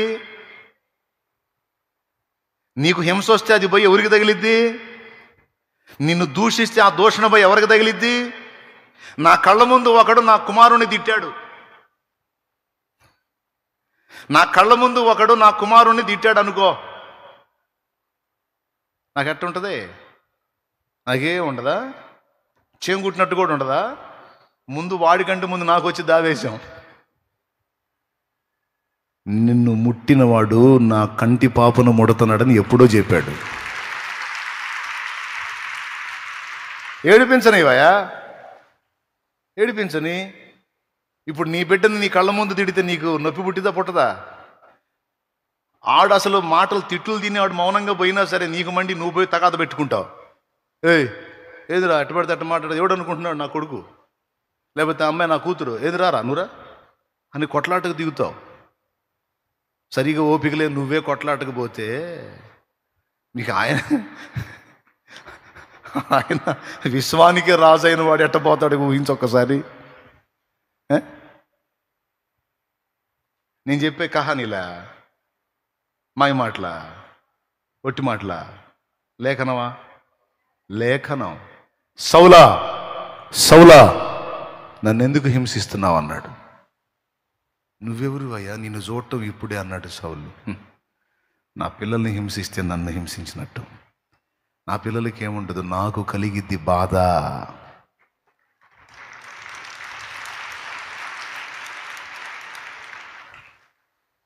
ఈ బాడీలో ఎక్కడ టచ్ చేసినా స్పర్శ ద్వారా ఫస్ట్ సమాచారం ఎక్కడికి పోయిద్దాయా? పెద్దగా చెప్పండి. బ్రెయిన్కి పోయింది, అంటే మెదడుకు పోయింది. మెదడు ఎట్లుంటుంది? ఎక్కడ ఉంటుంది? మోకాల్లో ఉంటుంది, తలకాయలో ఉంటుందా? తలకాయలో ఉంటుంది కదా. సంఘము అనబడిన ఆయన శరీరం మనం అందరం. మనకి శిరస్సు ఎవరు? ఇప్పుడు మనల్ని ఎక్కడ ఎవడు ఎట్లా టచ్ చేసినా ఆయన మిన్నకుంటా.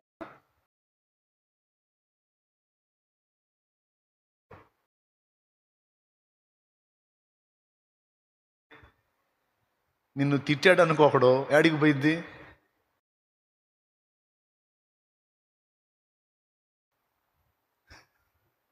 మన చేతులకి కాళ్ళకి లేవు చెవులు, తలకి ఉన్నాయి. అంటే ఇప్పుడు చెప్పండి, మన శరీరం అన్నప్పుడు మనల్ని తిట్టే తిట్లు మనకిన పడతాయా, తలకాయకిన పడతాయా?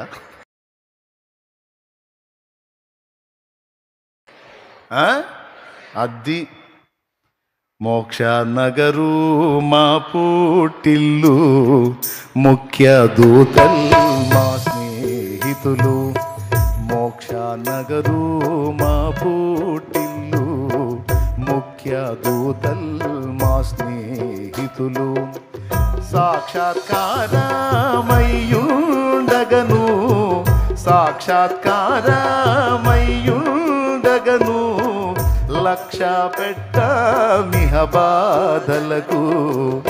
యెహోవా యెహోవా మా తండ్రి కాడ, యేసుడు మాయన్న కాడ, యెహోవా మా తండ్రి కాడ, యేసుడు మాయన్న కాడ. సంఘానికి శిరస్సు ఎవరు? మీకు దండం పెడతాను, అందరు కలిసి పెద్దగా చెప్పండి. మీరు ఉపవాసాలు ఉన్నారు నాకు అర్థమైందిలే, కానీ పెద్దగా చెప్పండి. సంఘానికి శిరస్సు ఎవరు? రైట్. కడుపుకు ఆకలైంది, కడుపుకు ఆకలైంది. కడుపుకు ఆకలి అయితే బాధపడేది ఏది? తలని ఎప్పుడుతుందరా, ఎందుకు పొద్దు నుంచి అన్నం తినలా. ఇప్పుడు ఈ కడుపుకి ఫుడ్ దేవులాడే పని ఎవరిది? కళ్ళది. ఆ కళ్ళు ఎక్కడున్నాయి? తలకు ఉన్నాయి. మెదడుది. మెదడు ఎక్కడుంది? రైట్. ఇప్పుడు మన కడుపు చూసేది ఎవరు? కడుపు దాన్ని అదే చూసుకుంటుందా? చూడండి, లింక్ ఎట్లుందో చూడండి. కడుపు ఖాళీ అయితే మళ్ళీ నింపటానికి తలకాయ ఆలోచించేది. నీ కడుపుకు కావలసినవన్నీ సిద్ధపరుస్తాడంటే అది ఎవరు? తల ఎవరు? పెద్దగా చెప్పు. ఆ జానుడు పొట్టిచ్చినోడు దానికి మేత పెట్టాలని తెలీదు. ఏమయ్యా ఓరే నాయన, ఏం ఆలోచన, ఉద్యోగం వచ్చిద్దో రాదో. నీకు రాకపోతే ప్రపంచానికి రాదు. దేవునికి స్తోత్రం. ఏమైద్దో ఏమో గందరగోళం. ఒక పక్క నేను చెప్పేటప్పుడు వింటానికి మాత్రం ఈకిలిచ్చుకుంటా, మళ్ళీ కాసేపు ఈ కోట అయిపోవని. ఎట్లండి ఇంత చంచలం అయితే? కాస్త ఆలోచించండి. నిన్ను పిలిచినోడు ఎంత నమ్మదగినోడు? ఎంతైనా నమ్మదగిన వాడు. అప్పచెప్పని, పట్టించుకోకపోతే వదిలేని. నొప్పి ఎవరికి? మనకేం ఉండదు. మనల్ని ఎవడన్నా తిడితే ముందు ఆయన పరువు పోయిద్ది. నేను అట్లనే తగాదు పెట్టుకునేవాడిని దేవుడితో. పలానోడికి డబ్బులు కట్టాలా, డబ్బులు లేవు, వాడొస్తాడు, వాడు నన్ను తిడితే నీకే తగులుతే నీ ఇష్టం. ఇప్పుడు నేను నీ కొడుకునైపోయాను. ఇప్పుడు ఏదన్నా సరే నా కొదువు అయితే నన్ను ఎవడన్నా ఏదన్నా అంటే నాకేం నొప్పి లేదు. తల నువ్వు కదా, బాధ నీకే. అట్ట వదిలేసి ఊరుకునేవాడిని. ఇప్పటికి కూడా అట్టు ఉండబట్టే మెంటల్ హాస్పిటల్కి చేరలా. ఇప్పుడు కూడా అట్టు ఉండబట్టే, లేకపోతే ఆ ఫ్యాన్లు చూసి అశ్వములేంటి పైన తిరుగుతున్నాయి అనేవాడిని. నా రథములేమి పైన సంచరించుచున్నవి, ఎక్కడ నా సైన్యం అనుకుంటూ ఉండేవాడిని మెంటల్ హాస్పిటల్లో. ఓ అబ్బాయి, ఎన్ని సమస్యలు, ఎన్ని బాధలు అన్నీ ఆయన మీద వేసి, నీకే స్తోత్రం. ఒకటే పాట, నాకేమీ కొదువా నాదుడుండ, ఇక నాకేమీ కొదువా నాదుడుండ, శ్రీకరుండగు దేవుడే నా శ్రేష్ఠ పాలకుడు, నా ఏకరక్షకుడు. శ్రీకరుండగు దేవుడే నా శ్రేష్ఠ పాలకుడు, నా ఏకరక్షకుడు, కనుక నాకేమీ కొదువా నాదుడుండ, ఇక నాకేమీ కొదువా నాదుడుండ. పాట బాగానే పాడుతున్నారు గట్టిగా, నాకేమీ కొదు అని. అది నిజంగా గుండెల్లో అలానే ఉంటే బాగుండు, గుండె జబ్బులు రావు. దేవునికి స్తోత్రం. ఏమండి, షుగర్లు పెరగవు, బీపీలు పెరగవు, అన్ని లైన్లో ఉంటాయి. ఏం తమ్ముడు, నిజంగా హృదయంలో పెట్టుకున్న మాట, నాకేమి కొదువా నాదుడు ఉన్నాడు. ఆయన పేరు ఏం పేరు? మోషే అడిగాడు, ఏం పేరు అయ్యా నీ పేరు? వాళ్ళు అడిగితే ఏం చెప్పమంటే ఉన్నోడని చెప్పు అన్నాడు. అసలు ఎంత మేధావో, ఒక్కటే మాట, ఉన్నోడని చెప్పు. ఏమున్నాడు? కష్టాల్లో ఉన్నాడు, కన్నీళ్ళల్లో ఉన్నాడు, ఆనందంలో ఉన్నాడు, నువ్వు అసలు లేనప్పుడు ఉన్నాడు. ఏమండి, అక్కడున్నాడు, ఇక్కడున్నాడు, ఎక్కడైనా ఉన్నాడు, అంతటా ఉన్నవాడు, ఆస్తి ఉన్నవాడు, అంతస్తు ఉన్నవాడు, జ్ఞానం ఉన్నవాడు, బుద్ధిబలం ఉన్నవాడు, తెలివి ఉన్నవాడు, శౌర్యం ఉన్నవాడు, పరాక్రమం ఉన్నవాడు, ప్రభుత్వం ఉన్నవాడు. నీకేం కావాలి? ఏదన్నా చెప్పు, ఉన్నవాడు. అదే నా పేరు పో అన్నాడు.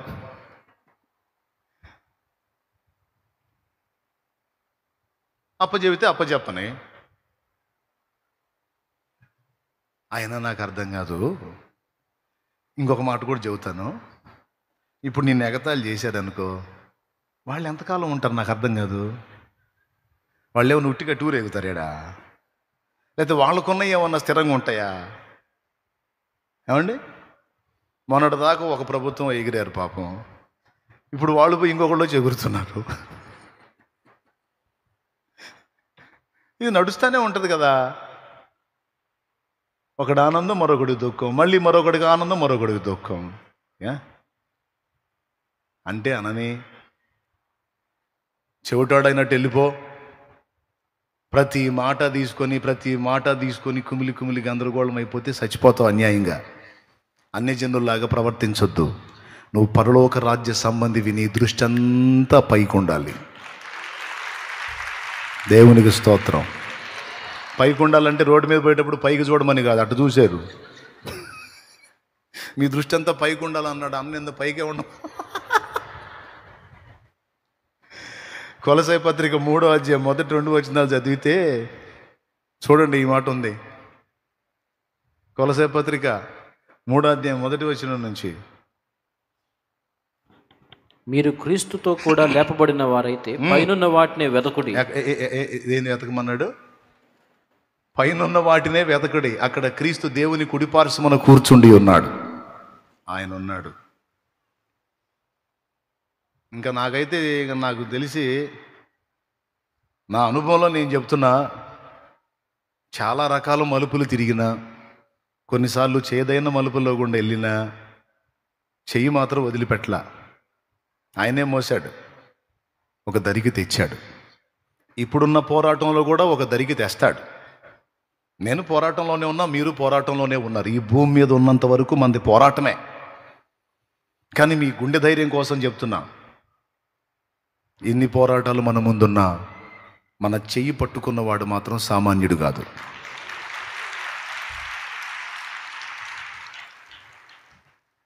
గుండె చెదరిన వారిని బాగు చేసే దేవుడు మనకు తోడై ఉన్నాడు గనక కలత చెందొద్దు. మరి దేని మీద దృష్టి పెడదాం? నిన్ను వినండి, మనుషులు తిడితే పట్టించుకోవాకు. ఎందుకంటే తిట్టే నోరు ఉండదు, తిట్టేవాడు ఉండడు ఒక రోజుకి. దేవదూతలు తిడితే పట్టించుకో.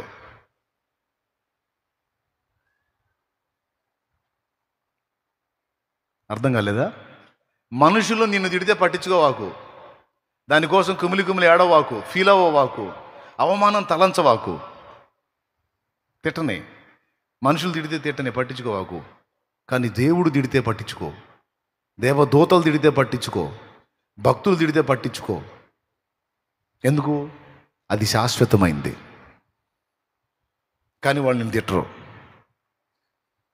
మనుషులు తిడితే పట్టించుకోవాకు. ఎందుకంటే ఒక రోజుకి ఈ భూమి మీద నువ్వు ఉండవు, నిన్ను తిట్టేవాడు ఉండడు. ఇదంతా తాత్కాలికం, ఇది టెంపరరీ లైఫ్. అన్యుల్లాగా మనం దీని మీద అతుక్కోవటానికి లేము. మన సమయం ఆసన్నమైనప్పుడు మనం పిలువబడతాం. ఈలోపు మనకు కావాల్సినవన్నీ ఆయన చూసుకుంటాడు. అన్యజనుల్లాగా విచారించొద్దు, కుమిలిపోవద్దు, కృంగిపోవద్దు, ఏమైద్దో అనుకోవద్దు. విశ్వసించు దేవుణ్ణి. ఒక్కటే మాట, ఎవడు గదిలిచ్చినా ఒకటే డైలాగ్, నాకేం కావాలో నా తండ్రి సిద్ధపరిచాడు. సేవకుడైనా నాకేం కావాలో నా తండ్రి సిద్ధపరిచే ఉంచాడు. నాకేం కంగారు లేదు, దిగులు లేదు అని. పిల్లల ఫ్యూచర్, నా పిల్లలకి ఏం కావాలో కూడా సిద్ధపరిచే ఉంచుతాడు. నాకేం కంగారు లేదు. నా మైండ్ అంతా ఆయన రాజ్యము, ఆయన నీతి నాలో విస్తరించాలి. ఆయన నీతి, ఆయన రాజ్యం నాలో విస్తరించాలి. నా ద్వారా సమాజంలో విస్తరించాలి. నేను ఆయన ఏదన్నా అన్నాడేమో ఒకటే పట్టించుకుంటా, ఆయన నొచ్చుకుంటున్నాడేమో, ఆయన బాధపడుతున్నాడేమో, ఆయన ఎక్కడన్నా అభ్యంతరం ఫీల్ అవుతున్నాడేమో అన్నదే పట్టించుకుంటా. ఇక ఎవడెన్ని తిట్టినా నేను పట్టించుకోను. అచ్చంగా నా మీద లైవ్లు పెట్టి తిట్టారు. తిట్టి తిట్టి తిట్టి తిట్టి సాలిపోయిన వాళ్ళు మూసారు. మళ్ళీ ఎక్కడెక్కడ అబద్ధాలన్నీ పెట్టి తిట్టారు, ఏం పట్టించుకోవాలా. ఆ స్టార్టింగ్లో కొన్ని ఒకటి రెండు నా చెవుకు వచ్చినాయి. తర్వాత ఇక మొత్తం వదిలేశా. ఎందుకంటే చెవులు నాకు కాదుగా, నా చెవులు ఏడున్నాయి, ఎవరికి ఉన్నాయి నా చెవులు? మొత్తం వింటున్నాడు, వినేవాడు వింటున్నాడుగా, రాసుకునేవాడు రాసుకుంటున్నాడుగా, తోలు తీసేనాడు తీస్తాడుగా, నాకెందుకు? అందుకే నేనేది వినదలుచుకోవాలా, వదిలేశా. తిట్టుకొని, దూషించుకొని, అవమానపరుచుకొని నేను అయ్యేం పట్టించుకోను. నాలో ఆయన నీతి రాజ్యం ఎంత విస్తరించిందో చూసుకుంటానో, నా ద్వారా సమాజంలోనికి ఆయన రాజ్యం విస్తరించడం ఒక్కటే దృష్టిలో పెట్టుకుంటా. ఒక్కటే నేను ఆలోచించేది, వినండి, మీరు కూడా అదే నేర్చుకోండి. నా చర్యల వల్ల ఆయన ఎక్కడన్నా నొచ్చుకుంటున్నాడా అన్నది ఒక్కటి చూసుకుంటా నేను. నా ప్రవర్తన వల్ల, నా క్రియల వల్ల ఆయన ఎక్కడన్నా అభ్యంతర పడుతున్నాడేమో అన్నది ఒక్కటే చూసుకుంటా. ఆయన ఒక్కడు నా విషయంలో పర్ఫెక్ట్గా ఉన్నాడు అనుకో, నేను ఆయన ముందు యథార్థంగా ఉన్నాను అనుకో, క్రమంగా ఇక ఎన్ని వచ్చినా ఐ డోంట్ కేర్. సేవకులు, మన ప్రవర్తన ఆయన ముందు ఒక్కటి జాగ్రత్త చూసుకోండి. ఆయన్ని నొప్పించకుండా చూసుకోండి, ఆయన్ని అభ్యంతరపరచకుండా చూసుకోండి, ఆయన్ని గాయపరచకుండా చూసుకోండి. విశ్వాసులు మీరు కూడా, ఎందుకంటే మన రాజు ఆయన మన యందు సంతోషించున్నట్టు చూసుకోండి. ఆయన మన యందు సంతోషిస్తే మామూలుగా ఉండదు. కానీ మనం ఏం చేస్తాం తెలుసా? మనుషుల్ని సంతోషపెట్టి దేవుణ్ణి బాధ పెడతాం. అది మన బుద్ధిహీనత. మనుషుల సంతోషాన్ని వెతికి దేవుని అభ్యంతర పెడతాం. అది మన బుద్ధిహీనత. నేను చెబుతున్నా, దేవుని సంతోషాన్ని వెతకండి. ఇక ఎన్నొచ్చినా లెక్క చేయొద్దు. ఎందుకంటే మన యందు ఆయన ఆనందిస్తే జయం మనదే. మన యందు దేవుడు ఆనందిస్తే, మనల్ని బట్టి దేవుడు సంతృప్తి చెందితే, సంతోషపడితే, ఆయన సంతోషపడే విధంగా మనం అడుగులు వేస్తే, ఆ తర్వాత చూసుకో. నాకున్నదే ఒక ముద్ద. ఆ ఒక ముద్దలో ఆకలి కొని వచ్చినోడికి అందులో సగం పెట్టడానికి ఇష్టపడ్డా. సంతోషం వచ్చింది ఆయనకి. ఒరే, నీకున్నదే ఒక ముద్ద అయితే అందులో మళ్ళీ ఇంకొకటికి పెడుతున్నావు, ఏం మనసురా నీది, బా మచ్చావరా నాకు అన్నాడు. బస్తా వచ్చిందాడ. ఒక ముద్ద ఒక పక్కనోడికి పెడితే ఒక బస్తా ఇచ్చి కూర్చున్నాడు అక్కడ. నా జేబులో ఉంది 50 రూపాయలు. మీరు నమ్మండి, లేకపోతే ఏదన్నా వాగు చూసుకొని దూకండి, నాకు అనవసరం. మాత్రం ఖచ్చితంగా చెబుతున్నాను, 50 నా జేబులో ఉంది. కొంతమంది ఎటకారం చేస్తారా అని, అందుకని చెబుతున్నాను. అట్లాంటి వాళ్ళని దూకండి ఎన్న వాగులు అని చెబుతున్నాను. నమ్మనోడు మరి ఏం చేయాలా? ఉంది 50. ఆ రోజే ఓ పాస్టర్ గారు వచ్చాడు నా దగ్గరికి. 50 రూపాయలు ఉంటే 2 రోజులు నడిచిద్ది, 3 రోజులు నడిచిద్ది అన్నట్టుంది పరిస్థితి. పచ్చడో ఏదో వేసుకొని ప్రార్థన చేస్తానయ్యా అని పాస్టర్ గారు వచ్చాడు. ఏం చేయాలా? ఉన్నది 50. సరే ప్రార్థన చేయించుకుని ఆ 50 ఆయన చేతిలో పెట్టా. జేబు ఖాళీ. దేవునికి స్తోత్రం. నాకు ఉన్నది మొత్తం ఆయన చేతిలో పెట్టాను. ఇప్పుడు నా పరిస్థితి ఏంది? ఇప్పుడు ఆమె కూరకని అడిగింది, రైస్ ఏదో ఒకటి ఉంటుంది, నూకలో ఏదో ఉంటుంది, కూరకేందని అడిగింది, ఏం చేయాలా? పర్లేదులే, ఆయనకి సంతోషం కలిగే పని చేశా, ఇక ఆయన చూసుకుంటాడు ఏదైనా. మీరు నమ్మండి నమ్మకండి, అదే రోజు 1200 వచ్చింది నా చేతికి. 50 రూపాయలు ఎక్కడ, 1200 ఎక్కడ? ఎన్ని రెట్లు ఎక్కువ చెప్పు? అందుకే కొంతమంది అంటారు. అందుకే చెబుతున్నాను, ముందే చెప్పాను అనమాట. నమ్మకపోతే నేను ఈ మాట ఇలాగా అంటే ఆయన సంతోషపడతాడు, నేను ఇలా ప్రవర్తిస్తే ఆయన సంతోషపడతాడు, ఈ దిక్కులేని వారిని ఆదరిస్తే ఆయన సంతోషపడతాడు, ఈ నలుగురికి పట్టడు అన్నం పెడితే ఆయన సంతోషపడతాడు, నేను ఇలా చేస్తే సంతోషపడతాడు, నేను పోనీలే అనుకుంటే సంతోషపడతాడు. నా తండ్రి ఎలా సంతోషపడతాడు, ఏ విధంగా సంతోషపడతాడు? నేను సహిస్తే సంతోషపడతాడు, క్షమిస్తే సంతోషపడతాడు, భరిస్తే సంతోషపడతాడు. నా ప్రభువు ఉన్నాడని నేను మాట్లాడుతుంటే ఆ విశ్వాసాన్ని బట్టి సంతోషపడతాడు. నా దేవుడే చూసుకుంటాడు అని నేనంటే సంతోషపడతాడు. నా ప్రభు సంతోషపడతాడు. నా ప్రభు సంతోషపడితే చాలు అనుకుని ప్రతి అడుగు వేశా దేవుడి కృపలో. ఈ రోజుకి ఆయన హస్తం తోడుగా ఉండి నడిపిస్తూ ఉంది. నిజంగా నేను ఎప్పుడైనా బాగా ఏడిస్తే, మీరు ఏనండి, బాగా ఏడిస్తే అయిపోయిందిలే, ఇంకా ఎక్కువసేపు చెప్పను, మీరు ఉపవాసం ఉన్నారు, పాపం ఇబ్బంది పడతారు. నా అనుభవాల్లో పోతే ఒకదే కదా అది. మీ నమ్మకం కోసం మూసేస్తున్న బైబిల్ కూడా. దేవునికి స్తోత్రం. నేను ఎప్పుడన్నా బాగా ఏడ్చాను అంటే ఎప్పుడైనా ఎందుకు ఏడ్చానో తెలుసా? బాధలు ఉన్నాయి, ఇబ్బందులు ఉన్నాయి, సమస్యలు ఉన్నాయి అని ఏడవలా. లేకపోతే నాకు ఇవ్వు అని ఏడవలా. ఎవడో ఏదో అన్నాడు అని ఏడవలా. ఎప్పుడైనా నేను ఎక్కువ ఏడ్చింది దేనికోసం తెలుసా? నిన్ను ఈ విధంగా బాధ పెట్టాను, ఈ విధంగా బాధ పెట్టాను, ఈ విధంగా అభ్యంతర పెట్టాను, ఈ విధంగా నీ దుఃఖానికి కారణమయ్యాను, నిన్ను బాధ పెట్టానని ఆయనను అభ్యంతరపరిచిన ఘట్టాలను తలుచుకొని విపరీతంగా ఏడ్చుకున్నా. ఆయన్ని బాధ పెట్టిన ఘట్టాలను బట్టి నేను ఏడ్చాను తప్ప నేను భౌతికంగా అనుభవించే బాధలను బట్టి ఏడవలా. ఎందుకంటే అవన్నీ నాకు ముఖ్యం కాదు. అవన్నీ ఆయన చూసుకుంటాడు. నేను ఆయన్ని జాగ్రత్తగా చూసుకోవాలి. నేను ఎంతమందికి అర్థమవుతున్నాయో, ఎంతమంది హృదయంలోకి వెళ్తున్నాయో నాకైతే తెలియదు. నీకు అర్థమైతే ఒకసారి చేతులు ఎత్తి చెప్పండి, నాకు అర్థమవుతుంది అన్నయ్య. అంతే. నీ నిరీక్షణ నిన్ను సిగ్గుపరచదు. ఏం కృంగిపోవద్దు. కొంతమంది యథార్థ హృదయులై దేవుణ్ణి ప్రేమించి సేవిస్తా ఆయన కార్యాల కొరకు ఓపికగా కనిపెట్టుకుని ఆయనకి వెళ్ళి చూస్తున్నారు. డోంట్ వరీ, శ్రేష్టమైన దాన్ని పొందుతావు. నువ్వు శ్రేష్టమైన దాన్ని పొందుతావు, శ్రేష్టమైన దాన్ని పొందుతావు. దాచిపెట్టి ఉంచుతాడు నీకు. నమ్మదగిన దేవుడు. మీరు నిజంగా ఆత్మ సంబంధులైతే, నిజంగా దేవుని ఆత్మకార్యాలు ఎరిగిన వాళ్ళైతే, నిజంగా పరలోక రాజ్య పౌరులే అయితే, నిజంగా నాకు ఈ లోక రాజ్యం గొప్ప కాదు, ఈ లోకంలో మనుషుల మాటలు నాకు ఎక్కువ కాదు, నాకు ఆ లోకమే ఎక్కువ అని నువ్వు అనుకుంటే, ఇది మొదలుకొని ఇక చింత, దుఃఖం, వేదన వదిలే ఆయన్ని సన్నుతించి, ఆయనలో ఆనందించి, ఆయన విశ్రాంతిలో ఉండు. గుర్తుపెట్టుకో, నువ్వు అనవసర విషయాలను, ఈ సంగతులు, ఆ సంగతులు, ఇవి అని నువ్వు బాధపడి దేవుణ్ణి బాధ పెట్టవాకు. దేవుడు చెప్పాడు మర్యాదగా సంతోషంగా ఉండని. ఏమని చెప్పాడు? మర్యాదగా. ఏదట చెబుతున్నారు? మర్యాదగా, అంతే. అవసరమైతే 2 కొట్టి కూడా సంతోషించి అంటాడు. కొడితే ఆడ సంతోషిస్తాం ప్రభు అంటే, అంతే, నువ్వు సంతోషించాలి అంతే, లేకపోతే కొడతా. ఇది ఎక్కడ దౌర్జన్యం తండ్రి?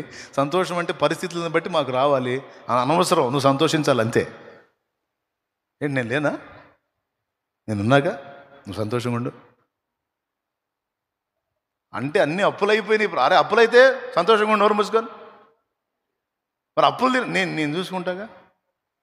ఎప్పటికి ఏది అందించాలో అది అందిస్తాను, ప్రశాంతంగా ఉండు, నన్ను నమ్ము.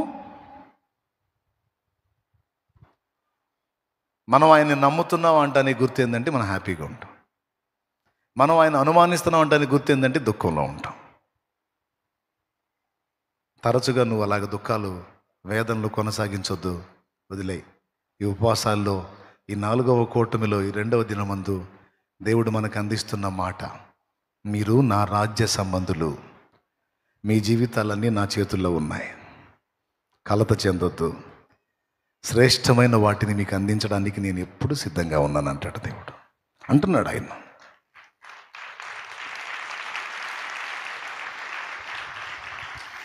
ఎక్కడ వినుకొండ అవతల పోయి దేవులాడా. మీటింగ్స్, కోటాలకి స్థలం వినుకొండ అవతల, దాదాపు 100 కిలోమీటర్ల అవతలకి పోయా. ఫారెస్ట్ అదంతా. అక్కడ రేటు తక్కువ వచ్చిందని పోయా. అసలు ఆడికి ఎవరు వస్తారు?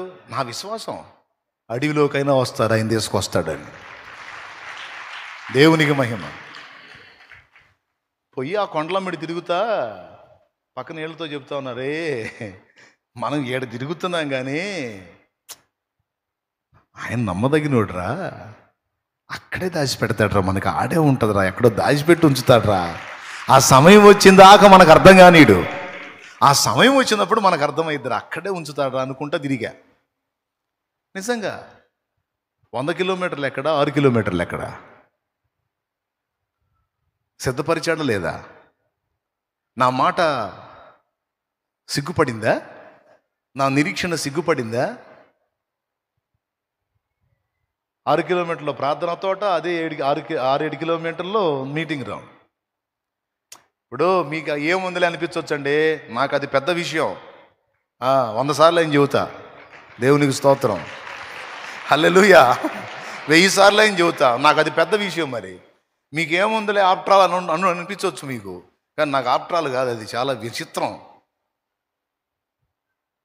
దాచిపెట్టాడా లేదా? అప్పచెప్పాడా లేదా? ఇంకా ఇస్తాడా లేదా? ఈడు అది కూడా ఇస్తాడా? ఈడ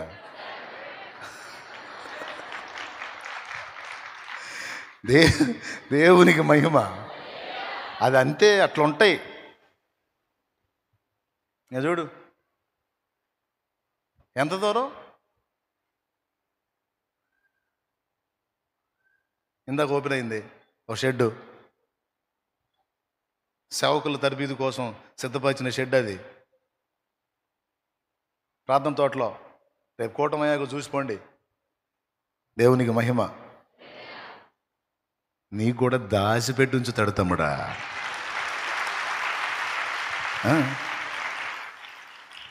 ఎంత ప్రేమ నువ్వంటే పట్టించుకున్నట్టున్నాడని వదిలేశాడు అనుకుంటున్నా అయింది. సేవకులు కొంతమందికి ఏమో నన్ను వదిలిపెట్టినట్టే ఉన్నాడు, అసలు నా బతుకు ఏం అర్థం కావట్లేదు అసలు నాకు.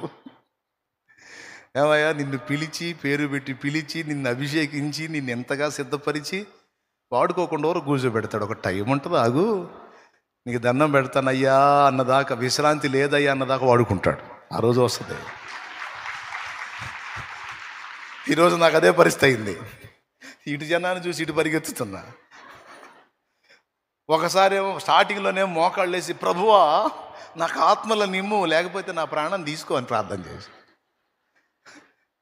మీరు నమ్మండి నమ్మపండి, నిజంగా ఇంతే ప్రార్థన చేశా. మోకాళ్ళు వేసి నాకు ఆత్మల నిమ్ము, లేకపోతే నా ప్రాణం తీసుకో అని ప్రార్థన చేశా. సరే నీ పిచ్చి కుదిరిస్తాను ఆగురా అని ఇప్పుడు వదిలాడు. ఇప్పుడు వదిలితే ఏడికన్నా మనం దొంగోడు పోయి వచ్చినట్టు పోయేస్తున్నాను. ఏం చేద్దాం? ఏమండి, మొన్న మీటింగ్ కట్టెలు నరుగుతూ ఉంటే వెనక నుంచి ఫోటో తీశాడు ఒకడు. ఎక్కడ తీస్తున్నా కూడా అర్థం కావట్లేడు ఫోటో. బ్యాక్ సైడ్ అండి, వాళ్ళ పిచ్చెట్టు ఉంది. ఇప్పుడు ఏ కాడికి తప్పించుకొని పారిపోయే పరిస్థితి వచ్చింది.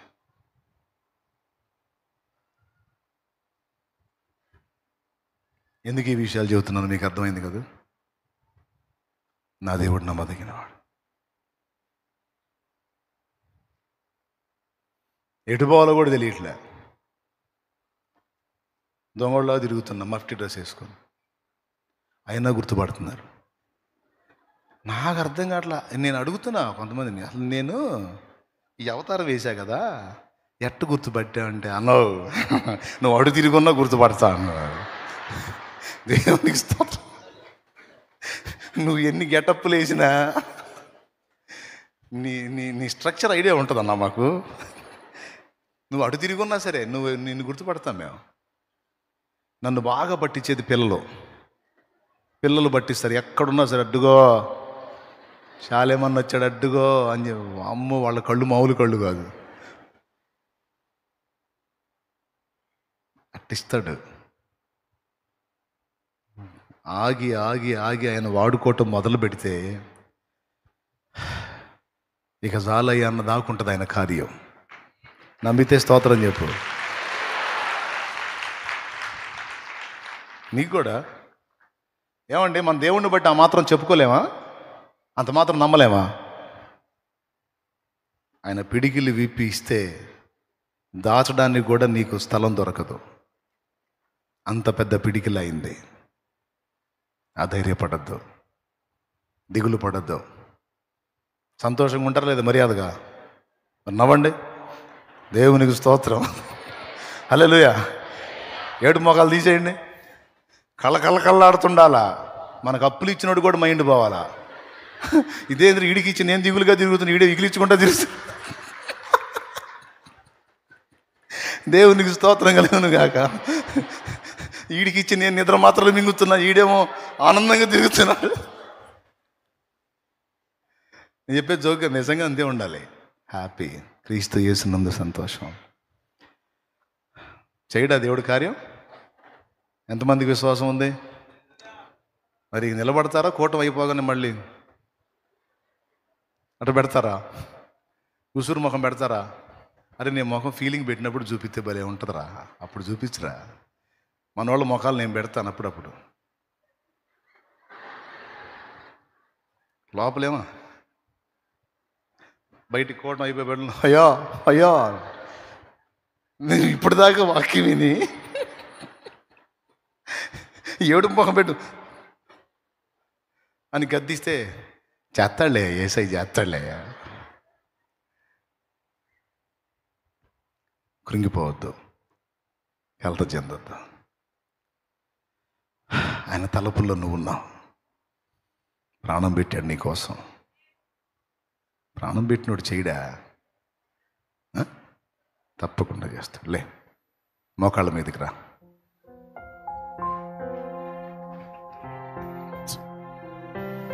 మోకాళ్ళ మీదకి రా. పరలోక రాజ్యం నీది. ఇశ్రాయేలుకి భూలోక రాజ్యం వాగ్దానం చేసిన దేవుడు మనకి పరలోక రాజ్యాన్ని వాగ్దానం చేశాడు.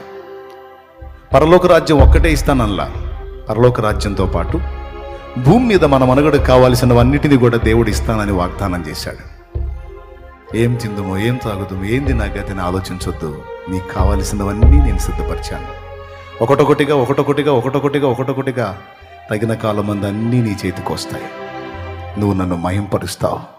ఈరోజు కన్నీళ్లతో ఉన్నావు, ఆనాడు ఆనంద బాష్పాలతో నన్ను మహింపరుస్తావని నా ప్రభు మాట్లాడుతున్నాడు. ఇది నేను అనుభవించి చెప్తున్న విషయం. ఇది నేను అనుభవపూర్వకంగా ఎరిగిన సత్యం. ప్రార్థన చేద్దాం. నా తండ్రి, ఈరోజు నా గుండెల్లో ఉన్న భయాన్ని తొలగించి గొప్ప ధైర్యాన్ని, గొప్ప ఆదరణని, గొప్ప విశ్వాసాన్ని, అలాగే నా దృష్టి పరలోక రాజ్యం వైపు మళ్లించి నీవు తలవై ఉండి నా సమస్త సంగతులు వింటున్నావని, సమస్త సంగతులు నువ్వే ఆలోచిస్తున్నావని, నాకు కావలసిన సమస్త సంగతులు సిద్ధపరుస్తున్నావని స్పష్టంగా నాతో మాట్లాడి నన్ను ధైర్యపరిచి నా గుండెను ఆదరించావు. నిజమే, నేను దుఃఖపడ్డది నిజం, భయపడ్డది నిజం, కలత చెందింది నిజం, మనుషుల మాటలను తలుచుకొని కుమిలి ఏడ్చింది నిజం. ఈరోజు నేను ఆదరణ పొందాను. నేను తప్పకుండా నీ రాజ్యం వైపే దృష్టి పెడతాను. యేసయ్య, నీ వైపే దృష్టి పెడతాను. పరిశుద్ధాత్ముడా, నువ్వు మమ్మల్ని యేసు పోలికలోనికి మార్చడానికి వచ్చావు. తెలుసుకున్నాను.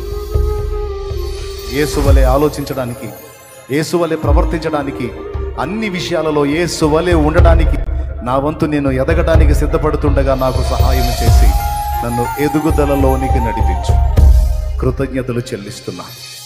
నీ మాటల చేత నా గుండె బరువును దించినందుకు వందనాలు, ధైర్యపరిచినందుకు వందనాలు, స్వస్థపరిచినందుకు వందనాలు, సంతోషాన్ని ఇచ్చినందుకు స్తోత్రాలు, నా కళ్ళు వెలిగించినందుకు స్తోత్రాలు.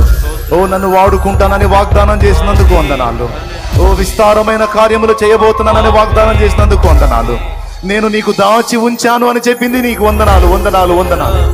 చెప్పిన మాటను బట్టి నీకు వందనాలు. నీవు నా రెక్కల నీడలో ఉన్నావని చెప్పినందుకు వందనాలు. ఓ, నాకు సిద్ధపరిచినందుకు నీకు స్తోత్రాలు. నీ బలీయమైన కార్యాలు చేయబోతున్నందుకు నీకు వందనాలు.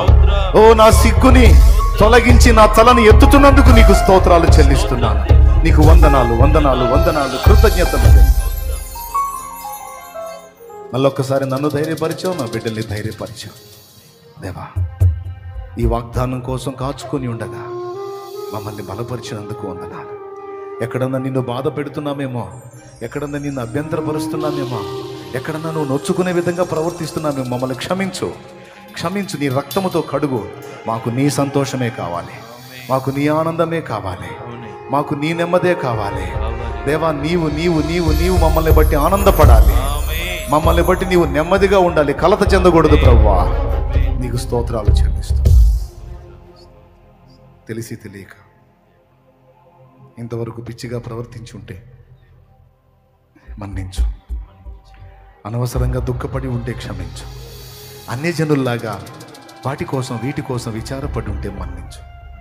ఇక నేను నీ బిడ్డగా నిలుస్తాను, గెలుస్తాను. నీకు వందనాలు చెల్లిస్తాను. యేసుక్రీస్తు నామములో నేను మహిమపరచుకుంటున్నాను తండ్రి. ఆమేన్. Praise the lord. మరి ఏదో ఒక పాట పాడదాం, మరి పాడదామా? ఒట్టికి కాదు, మరి ఏదో మనోళ్ళు లైన్లోకి వస్తారు, ఒక చూపు చూడండి ఉంటే, లేకపోతే ఏం దిగులు పడవాకి ఇస్తాడులే ఏసయ్యా. కలిగి ఉన్నోళ్ళు తోడ్పడి అందించండి, లేకపోతే బాధపడకండి. ఒకరోజు అయితే కానుకేయటానికి కూడా ఏమి లేవు నా దగ్గర, అలాంటి రోజు కూడా చూసా. ఆయన తర్వాత సమృద్ధినిచ్చాడు, ఇంటి చుట్టూ ఉన్న వాళ్ళకి అప్పులు ఇచ్చేటట్టు చేశాడు. చేస్తాడు ఆయన.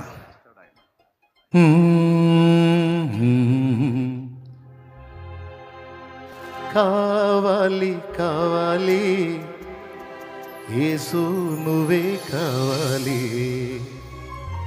రావాలి రావాలి నీ సన్నిధి నాతో రావాలి.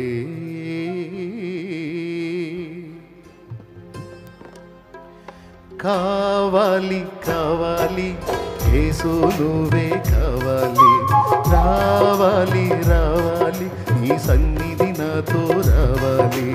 నువ్వు లేకుండా నేనుండలేనయ్యా, నీ తోడు లేకుండా జీవించలేనయ్యా. అండా దండా నువ్వే యేసయ్యా, నా కొండ కోట నువ్వే యేసయ్యా. అండా దండా నువ్వే యేసయ్యా, నా కొండ కోట నువ్వే యేసయ్యా. కావాలి కావాలి యేసు నువ్వే కావాలి, రావాలి రావాలి నీ సన్నిధి నాతో రావాలి.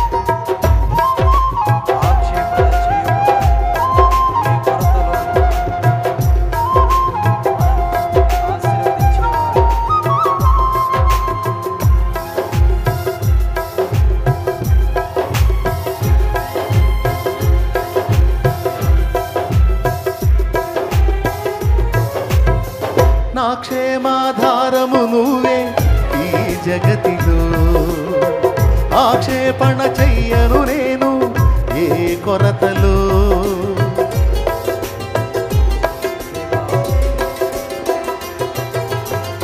నా క్షేమాధారము నువ్వే ఈ జగతిలో, ఆక్షేపణ చెయ్యను నేను ఏ కొరతలో. కలతలలో నేనున్నా కలవరపడనయ్యా, నీ తలపులలో నేనున్నా అంతే చాలయ్యా. కలతలలో నేనున్నా కలవరపడనయ్యా, నీ తలపులలో నేనున్నా అంతే చాలయ్యా. నువ్వు లేకుండా నేనుండలేనయ్యా, నీ తోడు లేకుండా జీవించలేనయ్యా. అండా దండా నువ్వే యేసయ్యా, నా కొండ కోట నువ్వే యేసయ్యా. అండా దండా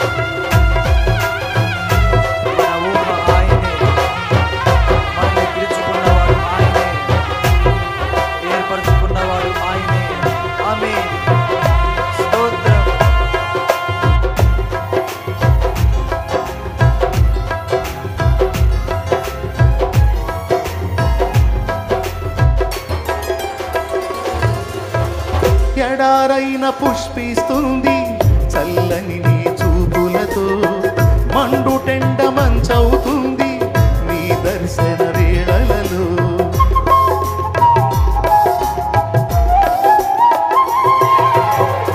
ఎడారైన పుష్పిస్తుంది చల్లని నీ చూపులతో, మండుటెండ మంచవుతుంది నీ దర్శన వేళలలో.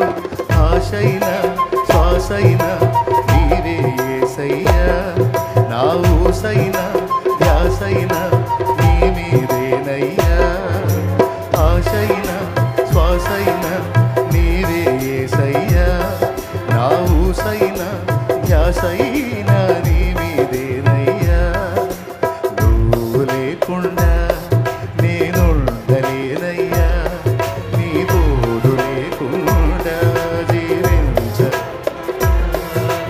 అండదండ నువ్వే యేసయ్యా, నా కొండ కోట నువ్వే యేసయ్యా. అండదండ నువ్వే యేసయ్యా, నా కొండ కోట నువ్వే యేసయ్యా. కావాలి కావాలి యేసు నువ్వే కావాలి, రావాలి రావాలి నీ సన్నిధి నాతో రావాలి.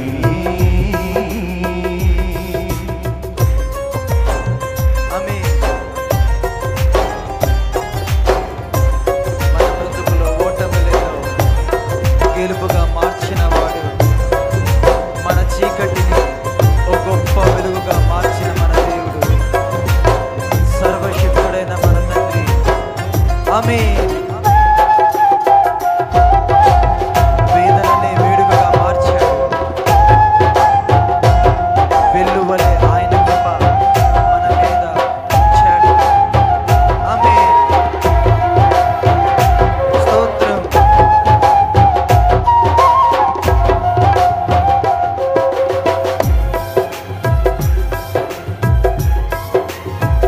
ఆమేన్. స్తోత్రం. నా బ్రతుకున ఓటములెన్నో గెలుపయ్యగా, నా చీకటి వెలుగుగా మారే నీ దయగా.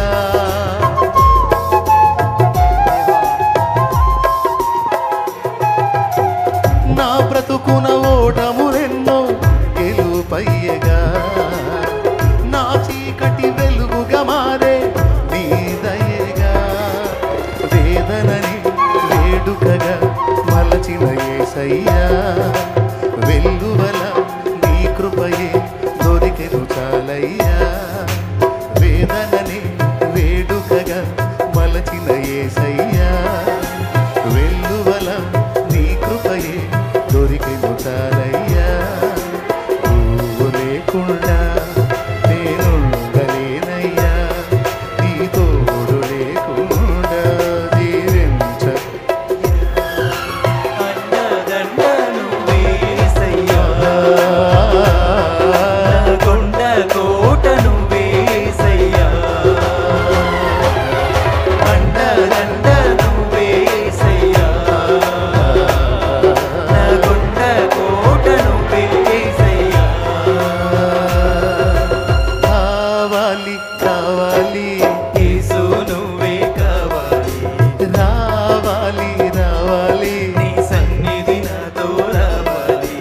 కావాలి కావాలి యేసు నువ్వే కావాలి, రావాలి రావాలి నీ సన్నిధి నాతో రావాలి. నువ్వు లేకుండా నేనుండలేనయ్యా, నీ తోడు లేకుండా జీవించలేనయ్యా. అండదండ నువ్వే యేసయ్యా, నా కొండ కోట నువ్వే యేసయ్యా. అండదండ నువ్వే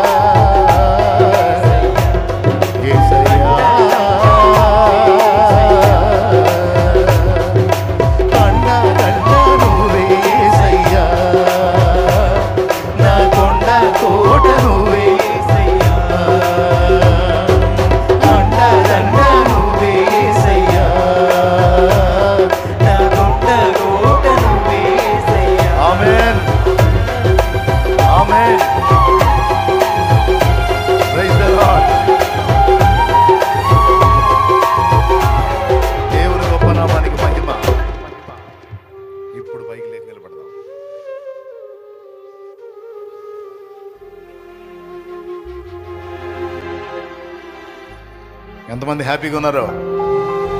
అది మనది ఏ రాజ్యం? ఈ రాజ్యమా ఆ రాజ్యమా? పరలోక రాజ్యం. పరలోక రాజ్యం అంటే ఏంది? అది దేవుని సంఘం. దేవుని రాజ్యం దేవుని సంఘంలో నెరవేరుతుంది. సో ఇక్కడి పరిస్థితులను బట్టి కలత చెందొద్దు. ఇక్కడవన్నీ మనకు అనుమతించబడేవన్నీ ఆయనకి తెలిసే వస్తున్నాయి.